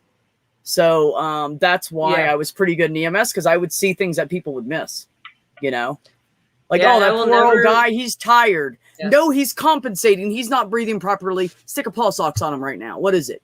Oh, it's 88. Maybe we should get him to the fucking hospital. Like shit like that. Oh, he's just tired. He's leaning funny. No. Yeah, this is why I will never write off like something as someone's chronic issue or whatever. Like, sure, Right. it might be like something with their chronic issue, but let's rule everything else out first before I Yes. send you home and just say it's a chronic issue. Because what if it's not? What if it's Things something change. You can have Right? a Like- symptom from one thing. Mhm. Like, let's say you've had thyroid problems your whole life. Oh, I'm always a little fatigued. I got thyroid problems. I'm not on any good medicine for it. My medicine's too low, or I don't like to take medicine, so I Right, just like, deal with it. But that like, could did be you so know- many other things. It's like, did you know that you can have COPD and cancer at the same time? Yeah, Yeah, you can. exactly. Like, you can have both. You can and, like, it's also good have to rule congestive heart one out. failure and thyroid problems at the same time. Uh-huh. That actually reminds me, I just admitted a patient today, and I feel As I so smoke bad. a cigarette. No, this guy has CHF and congestive heart failure, and he's like in his 80s. Thank you, Ben. And I felt so bad because he and his wife were telling me, like, metoprolol gives him like visual hallucinations, and so he's like, he doesn't want to be on the metoprolol, and I'm just thinking, like, we're gonna probably put him on it anyway. I feel bad, but he also has AFib. Like, he's been in AFib RVR, so like his heart's doing a bunch of weird fucked up shit. And so, like, I thought it was metoprolol. it was metoprolol. So we Oh, pronounce see, it's it. so much harder to say it like that. Metoprolol. But this poor guy, like, so granted, like, I would love, Yeah. Anyways, I would love to be able to, like, just not put him on a medication that makes him feel bad. Sometimes you got to put them on a medication that makes them feel bad, because the worst issue here is the fact that, like, he has so much fluid building up in his body from his heart failure that he can't breathe, and his heart won't pump properly. So, like, yeah, this med's gonna make you have some weird visual disturbances, but I kind of need you to breathe first, and then we can. Yeah. Once if we you can't- figure out all this stuff, then we can address getting you on an alternate medication. Yeah, I got to jump in here real quick. It's kind of embarrassing at the same time. I just realized I was never subscribed to you, but now you're at 500. Hey, did I dip back down? I was at 510 4 days ago.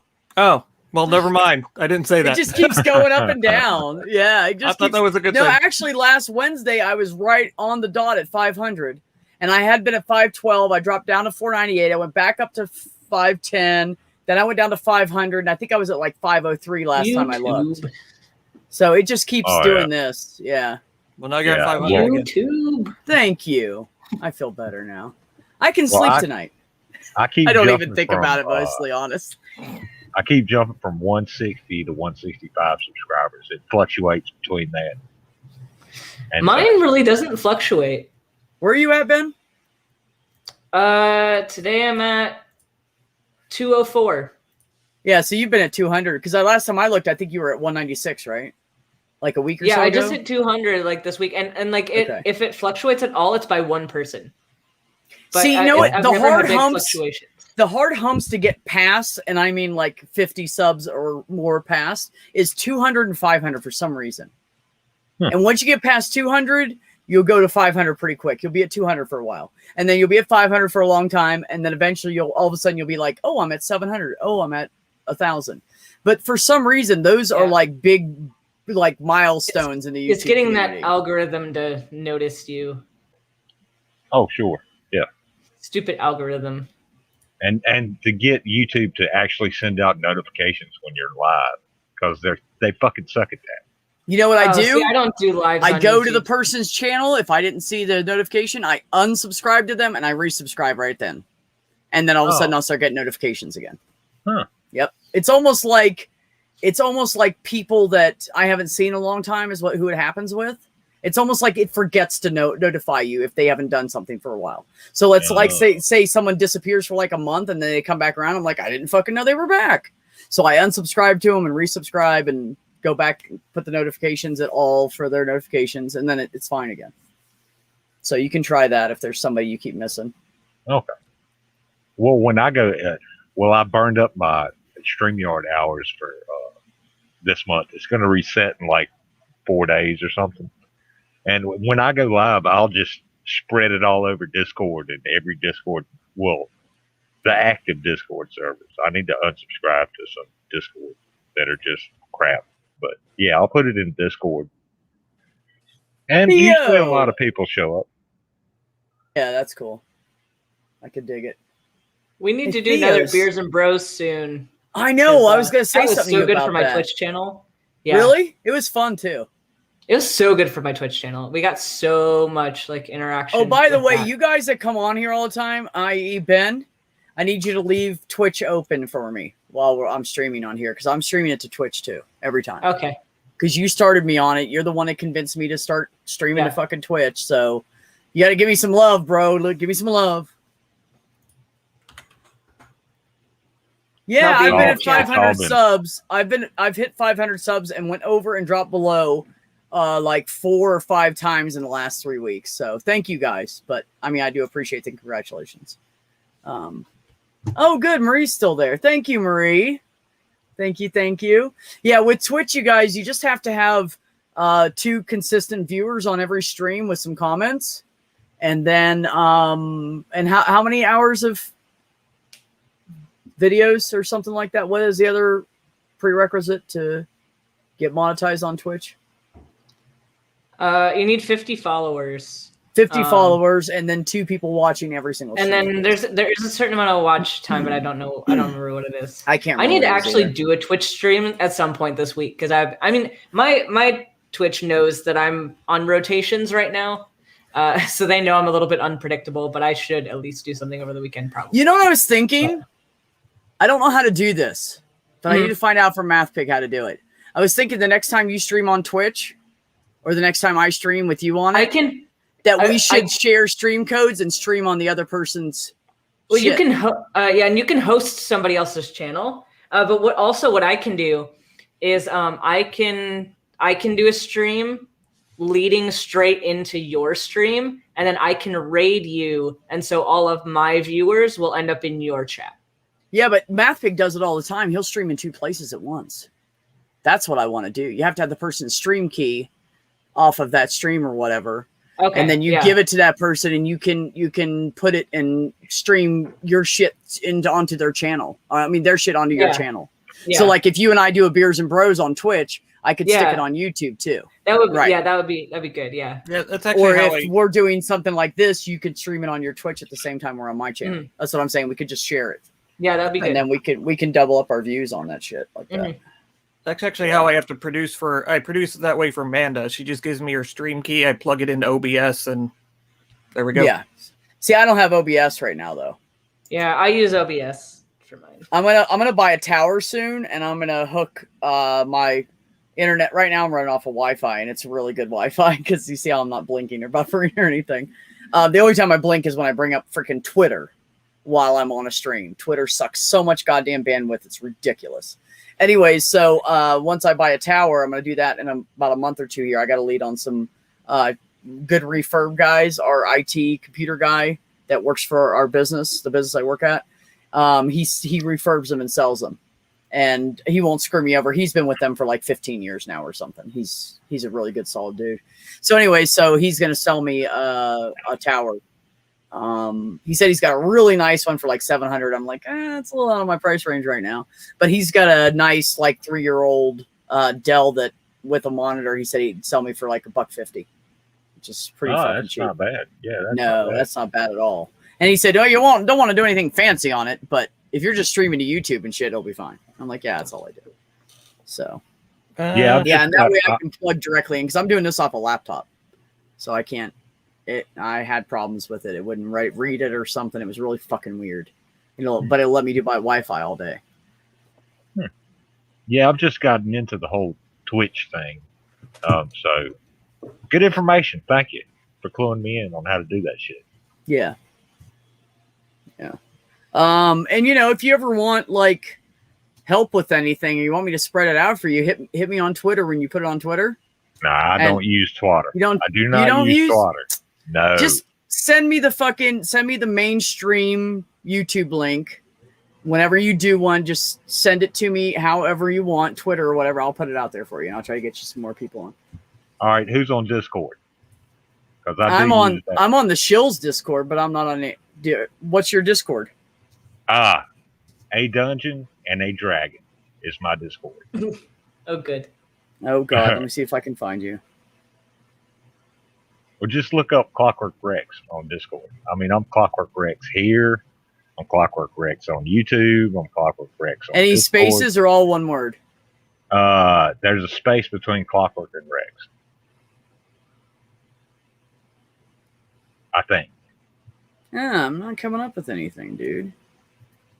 Well, here, I'll post my Discord link in the private chat. Yeah, would you? And if you want me to spread the love, I can put it in the main chat for you. Just tell me. Okay.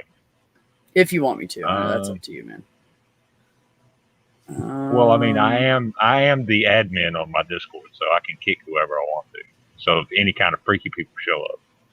Then again, I'm kind of freaky, but you know. Damn it. How come I can't fucking search for you? It's fucking bullshit. I don't know. Hang on. I'll pop it in there real quick. And Thanks. You can join, and Ben can join, and Yuhan can join. So many Discord servers.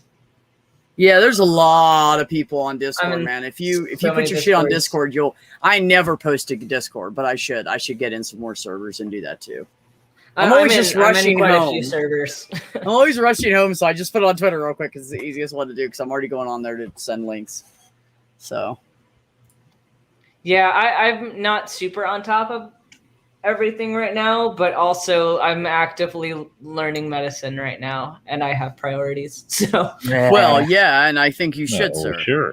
Yeah, exactly. There, it's in the private chat now. And I'm not even like I've only been on rotations, so I've really just been on third year for a week. So this is like my first week actually having to like kind of be a doctor. So I'm giving myself some credit for doing this shit this week. Yeah, you've man, gotten you've been further. doing great.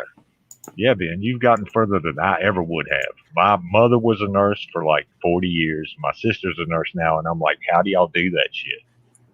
I still like can't believe I'm here, in all honesty. Like since day one of medical school, I wake up in the morning, I'm like, how am I still here? Like, am I really? They really let me do this shit? I don't know why. I don't know why they let me do this shit, but they do. I gotta do the I'm a human thing. Hold on. Yeah. Oh my God! I haven't been on my computer on Discord in so long. I don't remember my fucking password. Oh yeah. Yeah, it does that to me a lot. It's like, are you not a robot? I'm like, no, I'm not a fucking robot. Oh, it Well, won't let me in. Won't let you in. Yeah, I'll have to reset everything. I don't want to do that shit. I'll just send it to I'll just copy it and send it to myself via email. I'm giving you some involvement and some engagement on your Twitch. It's my emotes. Oh, well, thank you, honey. It's got Burios and my gloves. Oh, you're in, Yuhan. Yep. Welcome. Yeah, we used to play Dungeons and Dragons on this server, and then it just kind of dropped off when COVID hit. And I'm not exactly sure why, but it did. Don't you think you'd have more people playing during COVID? How did that happen? I would think that, but I don't know. Well, I mean, I'm kind of a brutal DM. If you do something stupid, you're gonna fucking pay for it. I mean, that's just how it is. Well, I run a That's channel funny. for a local game shop, and that kind of fell off the face of the earth because of COVID too. You would think people staying at home playing card games with each other would make it. It just didn't. Yeah, Weird. it's weird. Yeah, it's kind of weird. I mean, you really would think that, there's so much to do on the internet when you're bored out of your Team Otoscope. Yes, it is obviously lupus. It's always lupus. And the number 42, whatever that is. I just had to spam all my cool emotes in the chat. I had to use a pen light like 3 times this week, and I hate it because the floor doesn't have otoscopes, and it makes me mad. There's my little rant on that. Okay, all 3 of you are in. Welcome, welcome to the Dungeon and a Dragon. I went to the general chat and just put a hey. All right, sweet. Well, anyways, now that you have me, send me a message with it, and I'll put it out wherever I can. Okay? Okay, I'll do that. I'll do that. I got you, buddy. Condom sales are up. Really? I heard abortions are up too. Oops. We already got 3 kids in this house. Quick. Where's the day after pill? Anyone have stock in Trojan? Man. Gotta go with Magnum for the big dicks. I was just thinking that. I was just fucking thinking that. Look, I had this guy come in one time, and I was showing because he was like, "Where are your condoms at?" And I was like, "Oh, come here, I'll show you." So I'm walking him over there and everything. I'm like, "Right here," and he's like, "Thanks." And he looks at me and he reaches in and he grabs like the Trojan pack that was like extra large, and he's looking at it, and I walk away. And I went down and he was still standing there, right? So I came back around because I had to go back to the pharmacy. He was right in front of the pharmacy. And I saw him like put it back, and then he grabbed another one, and then he saw me, and then he grabbed Magnums. Like, dude, it's okay if you have a little dick. Nobody gives a fuck. Quit worrying about that shit.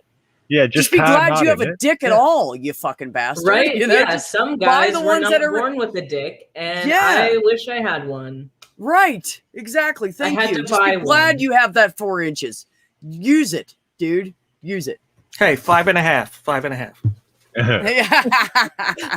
That half-inch counts. That's what my mom used to say. She'd say, and I'd say, Mom's 5'2", and she'd go, I'm 5'2.5". That half-inch counts. Didn't know how right she was back then, right? Oh, Ox, thanks, man. He's shilling our shit in the thanks, Ox. live chat. Yeah. Ox doing a great job. Ox is a good dude. Yeah, Ox is a good dude. Hey, Ox, why don't you throw Josh's TikTok up there, IQs, if you have it, and then everybody can check out his shit, because he does do some good TikToks. I have him on there, and he's always really nice. I put something stupid on there, and he'll go like it and everything. Good job, you know. He's a good guy. So, yep. Oh, he's shilling your store now. Oh, yeah, he's good. He always does that. Yeah, he's got merch. That. I know. He even got me a couple people on Patreon. Though they were. So who was that? Was that Oz who was harassing me? Ox? Wasn't it Oz? He was like, "How come you're on Patreon?" Oh, you know, he's like, "You're not. How do I send you money? Are you monetized?" I was like, "Fuck no, dude. I only got like 500 subscribers. I'm not monetized." And he's like, "Well, what if we want to get you some money? You need to start a Patreon." So I made a Patreon. So then him and Ox and Junie and now Vonrek have all become subscribers. And I'm like, no, just chill it out. I don't want you guys to spend your money. And Vonrek basically said, fuck off. I can spend my money however I want. Which was very sweet, because all that money I'm going to put towards my computer tower. So it was very nice of them. And I don't expect any of you guys to do any of that. But if you want to throw the link around so people that have a lot of money want to do it, I'm up for that shit. Making people I don't know so I don't feel guilty. Because I feel like I'm being a beggar. I don't know. It's just how I am. I don't ask for anything. No, I don't either. I just come on here to have fun. I don't know how to do it. Yeah. I'm not like, oh, well, send me your money. You know, I'm not. Yeah, no. Yeah. I just can't be that person. You know, I mean, I was raised really poor, and we, you know, we didn't have shit, so we didn't ask for anything. Like knew mom didn't have it, you know. You're like, mom, you know what I want? I want a car for my 16th birthday. And she'd go, well, better go down the road and see if anybody's got any work around the farm to do so you can get that money together. Exactly. Love you, but I ain't got it. And I was like, all right, Mom, you know, if we wanted something, we had to pay for it. Tomorrow's the Prayer to End Atheism event. Oh really? My God. I can't. Wait a minute. They didn't do it on Friday the 13th? Damn. No. That's our holiday is Friday the 13th. The atheists get that one. Oh, I don't know if any of y'all have seen this movie, but it's called Saturday the 14th. Saturday the 14th. Like what happens after Friday the 13th? Yeah, it's Oh. fucking weird. It's a fucking weird movie. You just gotta watch it. Okay. Touche. I can't explain Well, it. it's in- I can't explain it.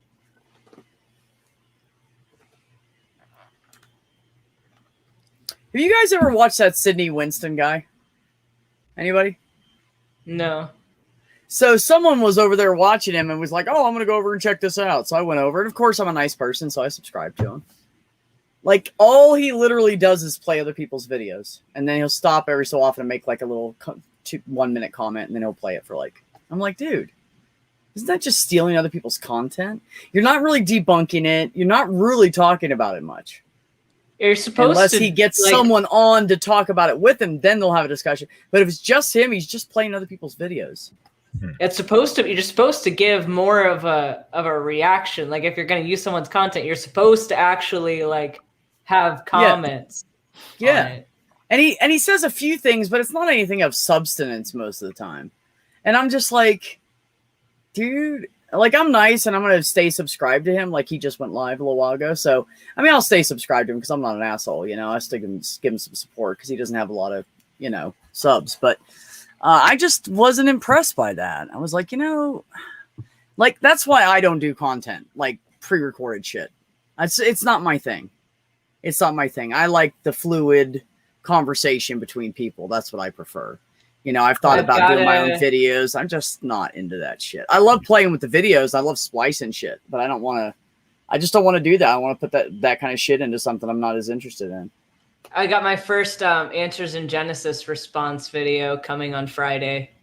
So I'm spacing all my videos out, but just because with my schedule, I don't know when I'm going to be able to record and how often. So I just recorded a bunch of shit and I'm releasing it on a schedule. So it looks like I'm making things all the time, even though It's a trick. It's a trap. Yeah. Vonric, I will promise you this.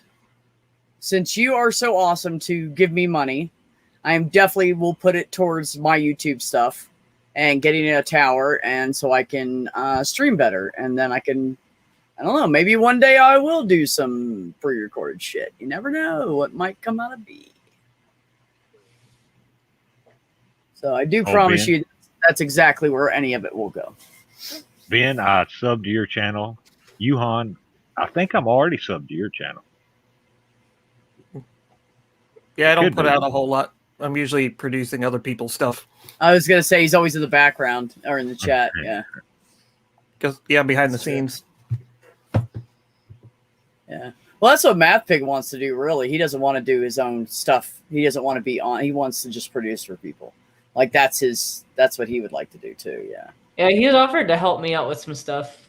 Yeah, he'll do it Awesome. too. Yeah. I had shit definitely- internet one time and I gave him my stream key and he ran the whole stream for me. And he didn't fuck with anything I had set up. He just ran it the way I had it and everything. And he was really cool about it. So Oh, I'm an overachiever when it comes to that. You'll end up with a new theme song and like videos all over the place and everything. Shit.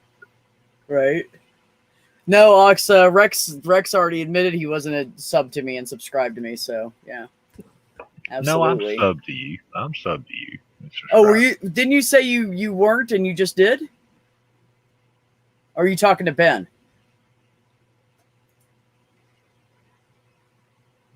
Yeah, I just subbed to Ben's channel. Oh, Yeah. oh, my bad. my I'm at bad. Yeah, no, 206 Ben's now. great.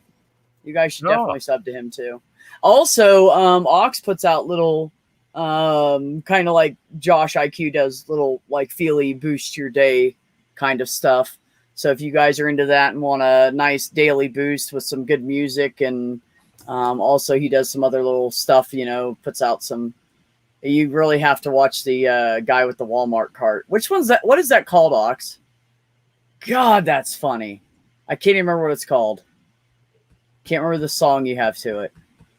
God, it's funny, man. That was the first one I ever saw from him, and I fucking died laughing. I instantly subscribed. Anyways, yeah, sub to Ox too, you guys. He's a good dude. Puts out some good shit. Oh, I do have live trivia coming back next week. With who?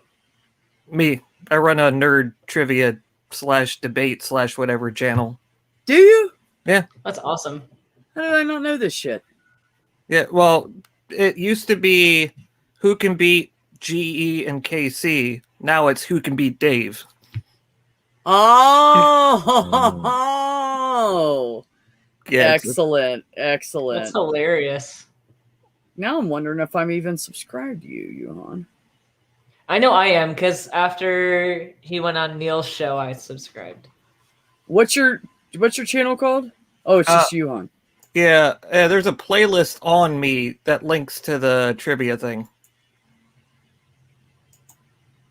Anti-mask Karen shopping lessons. Well, that's the video. If you scroll down, like there's a playlist called Bragging Rights Trivia Edition. Oh, okay. That's the channel with all the trivia stuff on it. Well, I don't see it. I'm not special enough to fucking find that, I guess. Anyways. Yeah. Yeah. I was Oh, just right, getting ready- JR? I was getting he ready said to I say, sell Be Strong condom. That's fucking... I could do condoms with inspirational quotes on them. Oh my god. Not on the condom. That would compromise the strength of it. Okay. But on the package. Like, get him, Tiger. Did you ever Yeah, like- see there's this website that sold like motivational posters, but they were the opposite of motivational Fucking posters. They're sweating called already. demotivators. demotivators. Yeah. I loved Demotivators, those. yeah. Those are so funny. No, you should also no, make condoms with demotivational quotes on them. fortune condoms. There you Fortune. go. When you open it, you pull it out, and it's got your fortune on it. This may not last as long as you think it will. Your lucky numbers are 69, 77, and 42. Because 42 is always the answer. Exactly. Gotta have 42 in there. And 69. As long as you got those two numbers, you're fine. Yeah. Well, then there's 77, which is better than 69 because you get 8 more. Mhm. Yeah. True. Gotta have Yeah. 77 in there. Whew, I had to open my door. I'm fucking sweating right now. Must be the laughing. It's my sauna. It is your sauna. It's the hot chicks in your sauna, man. Not Phoebe's sauna. Not Phoebe's sauna. I didn't even look at your name. I didn't realize. I saw it earlier, probably half an hour after you changed it the first time. But Mhm. listen, assholes, laugh at my BDSM joke.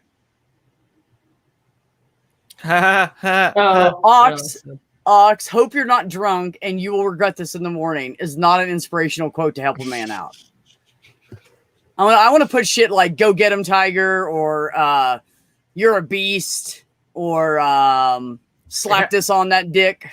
It happens to Let's everyone. get to Don't it, worry. you know. Huh? It happens to everybody. Don't worry about it. Yeah. It happens to all guys. I Yeah. love it when women say that, and then later on they'll tell their friends, that doesn't really happen to all guys. And their friends are like, I know, we have to tell them that sometimes. Otherwise, they'd just be like sad for like 2 weeks, and we gotta put with a whiny fucking man on the couch, sucking on a damn, bottle of wine or something, watching fucking Golden Girls. No, I don't. I like Golden Girls actually. Golden Girls is amazing. Golden Girls is fucking hilarious. And Betty White is the shit. She is the shit. Wait till you get the itch. Tuna, the other pink meat. What? You know what? I said inspirational. You come up with something inspirational, I will fucking screenshot that shit. Or Ox's something. idea. I like the idea with those kind of condoms. Like Oh, the with those opposite of on it? motivational. Yeah. Yeah. Well, maybe we could make 2 different kinds. Be strong, be realistic.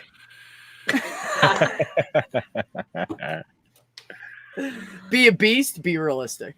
And you could get them they could be like joke condoms you get your friends. Like, here, man, I bought you a pack of condoms, man. It's like the joke. Now you're on going the to see your popsicle girl stick. tonight. Oh, what are these? It's like the Happens to jokes all on the the guys. popsicle stick. Like, except now it's dad jokes on a condom. Hey, we could put a fortune cookie paper inside the condom package. That's You what could do it as long as the Rex paper's talked about. sterile. And so when you rip it open, you have a condom. Then when you're done, you can read your fortune cookie. Your fortune. There you go. That works. That works. But I would put inspirational ones on there so the guys would continue to buy my condoms, because if you insult them, they're not gonna buy them anymore. So I'd be like, damn, that was good. You smacked that ass. You know, something. Make them feel manly. Oh, one in every box has a hole. Oh, yeah. Ox is twisted. I like Oh no, he's fucking hilarious. Once he gets on a roll, that's it. I love Now Ox. we're talking about sex. He's on that shit. If you say sex 3 times, if you say sex 3 times, Jenny shows up in the stream. Anjur said, y'all were talking about subscribing, and I said, I don't sub. It's not funny anymore because I saw it. No, I it's saw the still, I comment. didn't see it at all, so I I saw still it. think it's funny. And same. Just want to say. Hmm. One I don't. box in every hole. Damn. How many condoms do they need? Fuck, dude. Sell them in like a pack of, what do they sell them in, like 3s and 12s right now? Sell them in like a pack of 13. Baker's dozen. Or lucky number 13. Oh, shit. Oh, you rip the fortune condom open, and the fortune comes out, and it says, "This may not be as good as you think it's going to be." No, that's not going to make them fucking buy them more. You guys Well, are every horrible other at one- marketing. Well, every other one, it's motivational, demotivational, motivational, demotivational. Yes, Yeah, right. it's the biggest one she's ever seen. Yeah, there you go. Yeah, put something on like, damn, I hope this fits. Be like, yeah, I got a big dick. I hope this condom fits on it. He's got like a thumb. He Pinky flops off. finger. Yeah, he's She's got a pinky finger. She's only pregnant because his swimmers are great. Hmm. Oh, dude. So we got some. Check this out. So one of the doctors at work ordered some diaphragms for one of her patients. She had sized her for it and everything, ordered for it, right? So, yes, they have to size women for diaphragms. Isn't that crazy? Anyways, so Heather walks in and she goes, I said, oh, we got some stuff in over there. We got a box. And she looks and she goes, diaphragms? Who uses those? And I said, apparently Dr. D's patients, because she ordered them for one of her patients. She goes, oh, those are just sperm trampolines. I died. Damn. Bing, bing. I just pictured it in my head, them bouncing off. Wow. She's fucking hilarious, dude. Woo! Ox. She is though. awesome. Boy, if I could just turn one person. Anyways, yeah. Whew. I want to know how they are pre-tested. They have a line on little Chinese guys putting them on to inspect them. Maybe. That way they're always too big, and I can say these are tested and they're always too big. And then the guys will be like, yeah, it's the one I need. Then they go down to the convenience store after they left the pharmacy where they bought the too big of condoms at to impress the girl at the front counter. And they go to the old fat guy store down the street and buy actually the size they need. Right. I had a guy come in. I swear to God, I don't know about you guys. And, you see dicks in the fucking locker room at school or whatever. But there's certain types of guys you can about guarantee what size their dicks are. Like you can almost, after a while, you can guess. And I'm going to tell you that I saw this guy that looked like he was so scrawny and small and tiny and had little arms. And I was like, dude, there's no way you're hung big. There's just no fucking way. And he bought the biggest condoms we sold and tossed them on the counter and looked at me. And I thought, let me explain something to you guys. Guys that are well hung, 95% of them, they don't walk around and say they're well hung because they fucking know they are. There's no lack of confidence. They don't have to convince anybody else. So guys that have smaller dicks are the ones that go around and go, yeah, I got 12 inches soft. When really they got this. So that's my theory. Also was impressed upon me by the fact that my brothers growing up, who between the group of them went through a lot of women, mostly 2 of them. Well, actually kind of just one. But anyways, they broke some hearts and stuff along the way, and some girls broke up with them or whatever. You break up with a girl, they're going to talk trash about you. It's just the way it is. And when the woman is under the age of like 30, the first thing they say, he had a little dick anyways. Oh, I've been in the locker room, folks. Guarantee you it's going to be said. And not one of them ever said, oh, that guy, my brother, he's got a little dick anyways. They always said, he's a dick. He's an asshole. Okay, fair enough. So my brothers are well hung and they were just assholes. Yeah. So I'm convinced. And they never ever said, they never talked about dick size. They never said anything like that growing up. They never talked about that shit. So I'm convinced that they were all well hung. And they just never, that's where I started my theory at, is when I was a teenager. And then as I got older, I realized I was absolutely correct. Mm-hmm. See, this is why I kind of love that I get to pick what size I am. Right, I know, right? Bro bump. There you go. Let's see, I would like 6 inches this week. Next time I'm going to go to 10. That's what I'm going to do. That's hard to pack. That's going to be hard to pack. Oh, no, dude. I ain't packing that shit. Just keep that shit in the bedroom. Oh, yeah. No. This condom pre-filled for your bragging rights? Ew, dude. What are you going to put in there? Mayonnaise? Jesus. It's disgusting. Oh, Come man. on, JR. Okay. There was one MRE this summer. Oh, no. That I had. They had fat-free mayo in it. Fat-free Army mayo. Oh, It it's looked so just like nasty. jizz. It looked just like jizz. Because you can almost see through it. Yeah. Yeah, it's all runny and shit. Yeah. You can take the fat out of it. That's the only thing good in mayo. Well, Mhm. I like mayo, but as long as it's the good shit.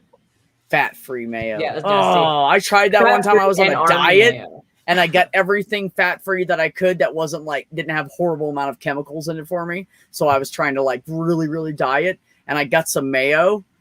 Nasty. And it was fat-free. And I was like, and I like, put some on the bread. And I always licked the knife because I love fucking mayonnaise. So I like had a big blob on the knife. And I was like, yeah. I like spit it out in the trash. Nasty. Threw the bread out. Went in and grabbed the old mayo I had that was full of fat and slapped that shit on my sandwich and said, fuck that, I'll never buy it again. Threw it right in the trash can. Oh, I buy Miracle Whip. I buy Miracle Whip now. That is the best tasting shit. Miracle Whip is fucking nasty. I beg to disagree, sir.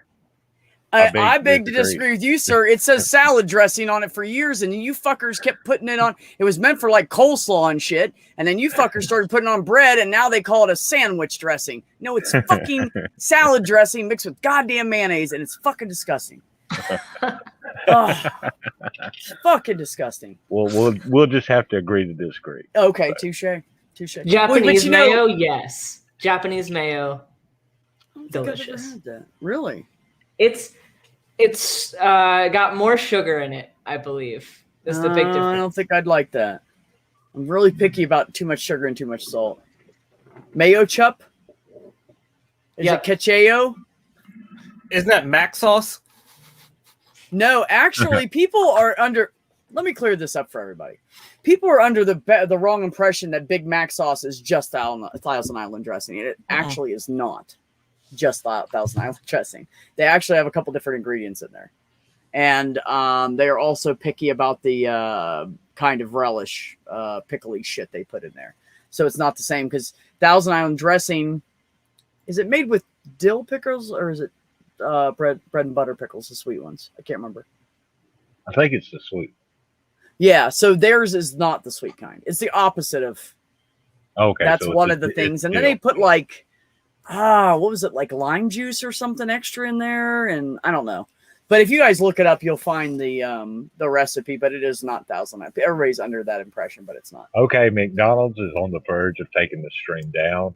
I'm just warning you because they don't want that shit out there. But let me just say that when you're fucking high and you're drunk on a Friday night, fucking Big Macs rock. Oh, shit, yeah. Shit, anything from McDonald's tastes so good when you're trashed. It's true. I usually get a Big Mac once or twice a week. See, Ox said Miracle Whip, and he uses it for salad dressing. Thank you, Ox. That's what it's meant for. So the DFAC at Fort Sill does not have ketchup packets or any kind of ketchup, and it's I don't understand. That's not American. I thought you were.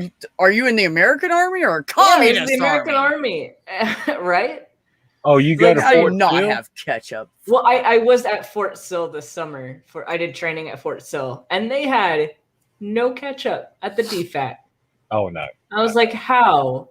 How do you get the Army and no ketchup? That That's was where- close, Jur, but I stopped the spit. I almost spit coffee all over my fucking camera and laptop just now. I've never Well- fucked a Big Mac either, but I'm gonna tell you what: the day I have a feeling penis on me, I'll probably fuck everything. Just saying. Just try it once. Just Man. say you did. Just the thought of yeah, I feeling that did. shit. Whoo! Mhm. I did my basic How many training. at advantage you Fort Sill. motherfuckers fucking have over sucked. me. That's it.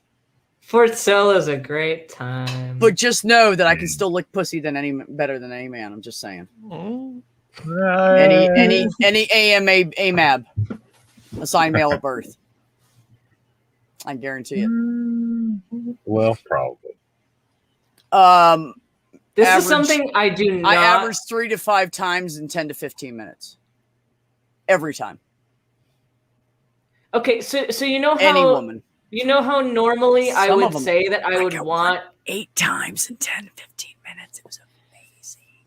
It blew my mind. So you know how most times I would say that I want evidence for things? This is something I don't want to see evidence of. We'll take your word. Well, I you don't. know, I I will just feel take like your talking word shit for it. tonight, but honestly, everything I've said tonight is absolutely the truth. I haven't lied about any of it. I'm really horrible at lying. You'll know because I'll do this and I'll try to lie, and then the truth falls out anyways. So I don't even bother trying. I just can't even do it. I can't do it. Don't settle for Big Mac when the Whopper is just across the road. I agree, Ox. Burger King has better because they're actually there's meat in there, so that's helpful. Yeah, it's not like synthetic and shit. Yeah. Yeah. Has anybody tried the Impossible Whopper? No, I have yet. not. Yeah, It's the vegan Whopper. I'm gonna tell you right now, it's almost better than the original Whopper. Ooh. I was fucking blown away by it. So my brother's vegan because meat makes him sick. Like he'll literally shit his pants and vomit. So he can't have any meat. So they came out with the Impossible Whopper, and he was like, and I was like, we were driving around hitting hardware stores and shit one day, and he was running around shopping with me and shit. And I was like, dude, you want to stop for lunch or for dinner? And he's like, yeah, I'll buy. And I was like, well, what do you want then? Your choice. He's like, I don't know. And I'm like, come on, pick something. He's like, I want to try one of those Impossible Whoppers. I heard they're good. So he gets 2 Whoppers, 2 big Whoppers, the biggest fry they have, right? Eats it all except for 3 bites of the Whopper, which is amazing. It filled him up like that because he only eats once a day. But he was like, oh my God, this is really good. So next time we did it, I was like, give me an Impossible Whopper. I was like, dude, this better be good. I swear to God. So I bought another Whopper on top of it just in case I didn't like it. And I'd just give him the Impossible Whopper and he could finish eating it. And he goes, you gonna eat that? And I was like, fuck yeah, I am, dude. You're screwed. This shit's good. And I took the other Whopper home with me and ate it for dinner. But it was really good. I was really and they also Little Caesars does an Impossible sausage pizza. Rocks. And it's actually not too bad for fake sausage. The best is was it Beyond sausage? Beyond Yeah, Burgers? those are good. Those are good. Those are fucking good. I was the burgers taste like flame grilled off the grill fucking burger. I don't know. They must have put liquid smoke in them or something, but they taste like they came off the grill. You need to read Ox's comment. They are good for a fake burger. If you turn a double Whopper on its side and squeeze it, it opens up to just look like a big juicy. Oh, Ox. I'd say behave, but I love you. Don't behave. It's great. Turn it on its side and okay, yeah, I can dig it. Well, fair enough. Like I said, try anything once. Either you like it or you don't. Judy said the Impossible Whopper is actually pretty good. I started getting it instead of whenever. Yeah. I don't remember the last time I've been to Burger King, so. Well, JR, your damn old-fashioned country boy likes his ribs and his beef, so I didn't expect you to like the Impossible Whopper, but no, I didn't think I thought it was pretty good. I was pretty impressed with it. I think it is Beyond Sausage though. If you guys ever want sausage and you got something that's a vegan, buy them that shit. They'll thank you. I think I've bought those specifically. Those are pretty. Yeah, they're like they're expensive. I mean, they're like $8 for like 4 or 6 of them or something.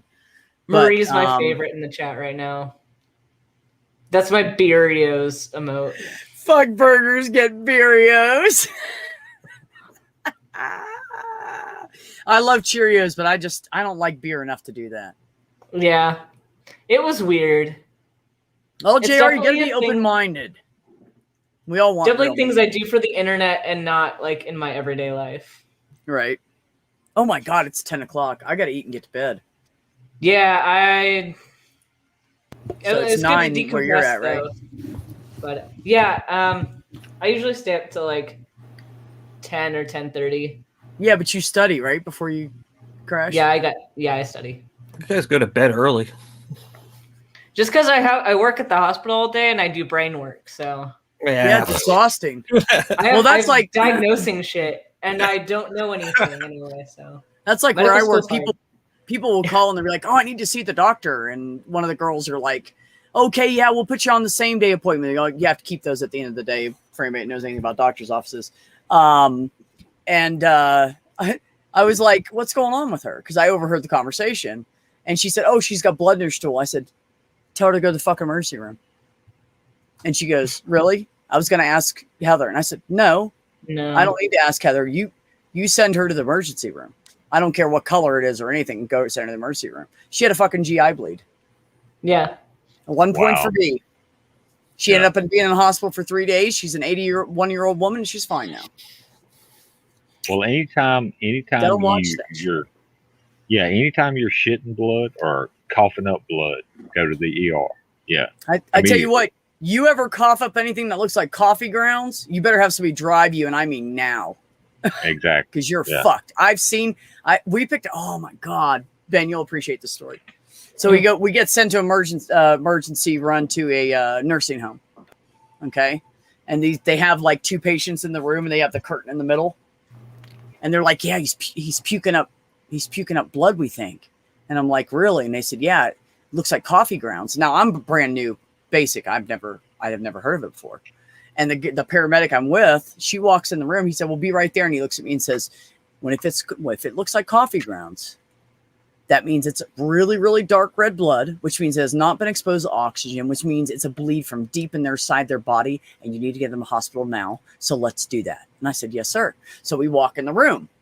The guy's got a bucket between his legs, like a trash can rather, between his legs. And he's laying back. He's about this far back. And he's like, oh, God.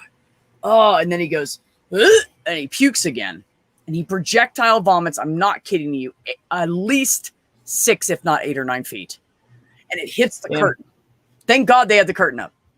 It hits the curtain and rolls down the curtain. Then you see it's blood. Oh. And the guy I was working with, Doug, who was at the time a 28-year paramedic, said, now B. And so we like grabbed his ass. We put him on the gurney. We lifted him up a little bit. We put the trash can between his legs. I put a towel around his neck, and I took an extra belt that we had. I think it was from the oxygen tank or something. I can't remember. And I wrapped it around the trash can. So if he puked at all, he would keep it to himself, not get it on us. And the trash can was strapped to him, so he could not drop it. And he had to puke in the trash can. And we said, "Put your head over that and keep it there." And he said, all right. And we got him there in like 20 minutes. And he had I can't even remember what it was, but it was a bad, like, I think his stomach was like torn or something. Yeah, I mean, potentially a perforated ulcer or something. Yeah, perforation. Yeah. Thank you. That's what I was looking for. It was a perforate. Something was perforated. I don't remember what it was. But it was pretty ugly, man. I've used iceberg lettuce for a bun before. No, it is not the same ox. But if you're on a diet and you don't want to eat bread, Yeah, and I I'm don't cutting think weight. that's the appropriate time to grab his ass, B. Shut up, Jer. I love you. We got Jer and Ox in the chat. We're all in fucking trouble now. Anyways, I am going to end this. Would you have one last thing to say, Ben? No. Oh, okay. Touche. Yuhan, any last parting words, sir? No. All right. All right. I thought I'd give you the floor for a minute because you got kicked out and you haven't talked much. So, you know. Rex, how about you? Any final thoughts? Yeah, Ben and Yuhan are weak. Be good or be good at it is always my parting thing. So yeah, Be good or think be of good at something. it. Yeah, I think like of it. something, man. Come on. I like it. I like it. Well, I have something I say at the end of every one of my streams. I'm going to say that in a minute. Everybody in the chat, thank you so much for showing up. I always appreciate you guys. Lots of love and support. And yeah, I do appreciate it. Ben, thanks for coming on, buddy. My little shadow little bro here, kicking ass. Yuhan, it was great talking to you. I've never really got a chance to talk to you for more than like 2 seconds before. So that was great. Rex, you know you're always invited. Now you can hit me up on Discord for a link. And yeah. And everybody out there, take care of yourselves. Take care of one another and have some peace in your life.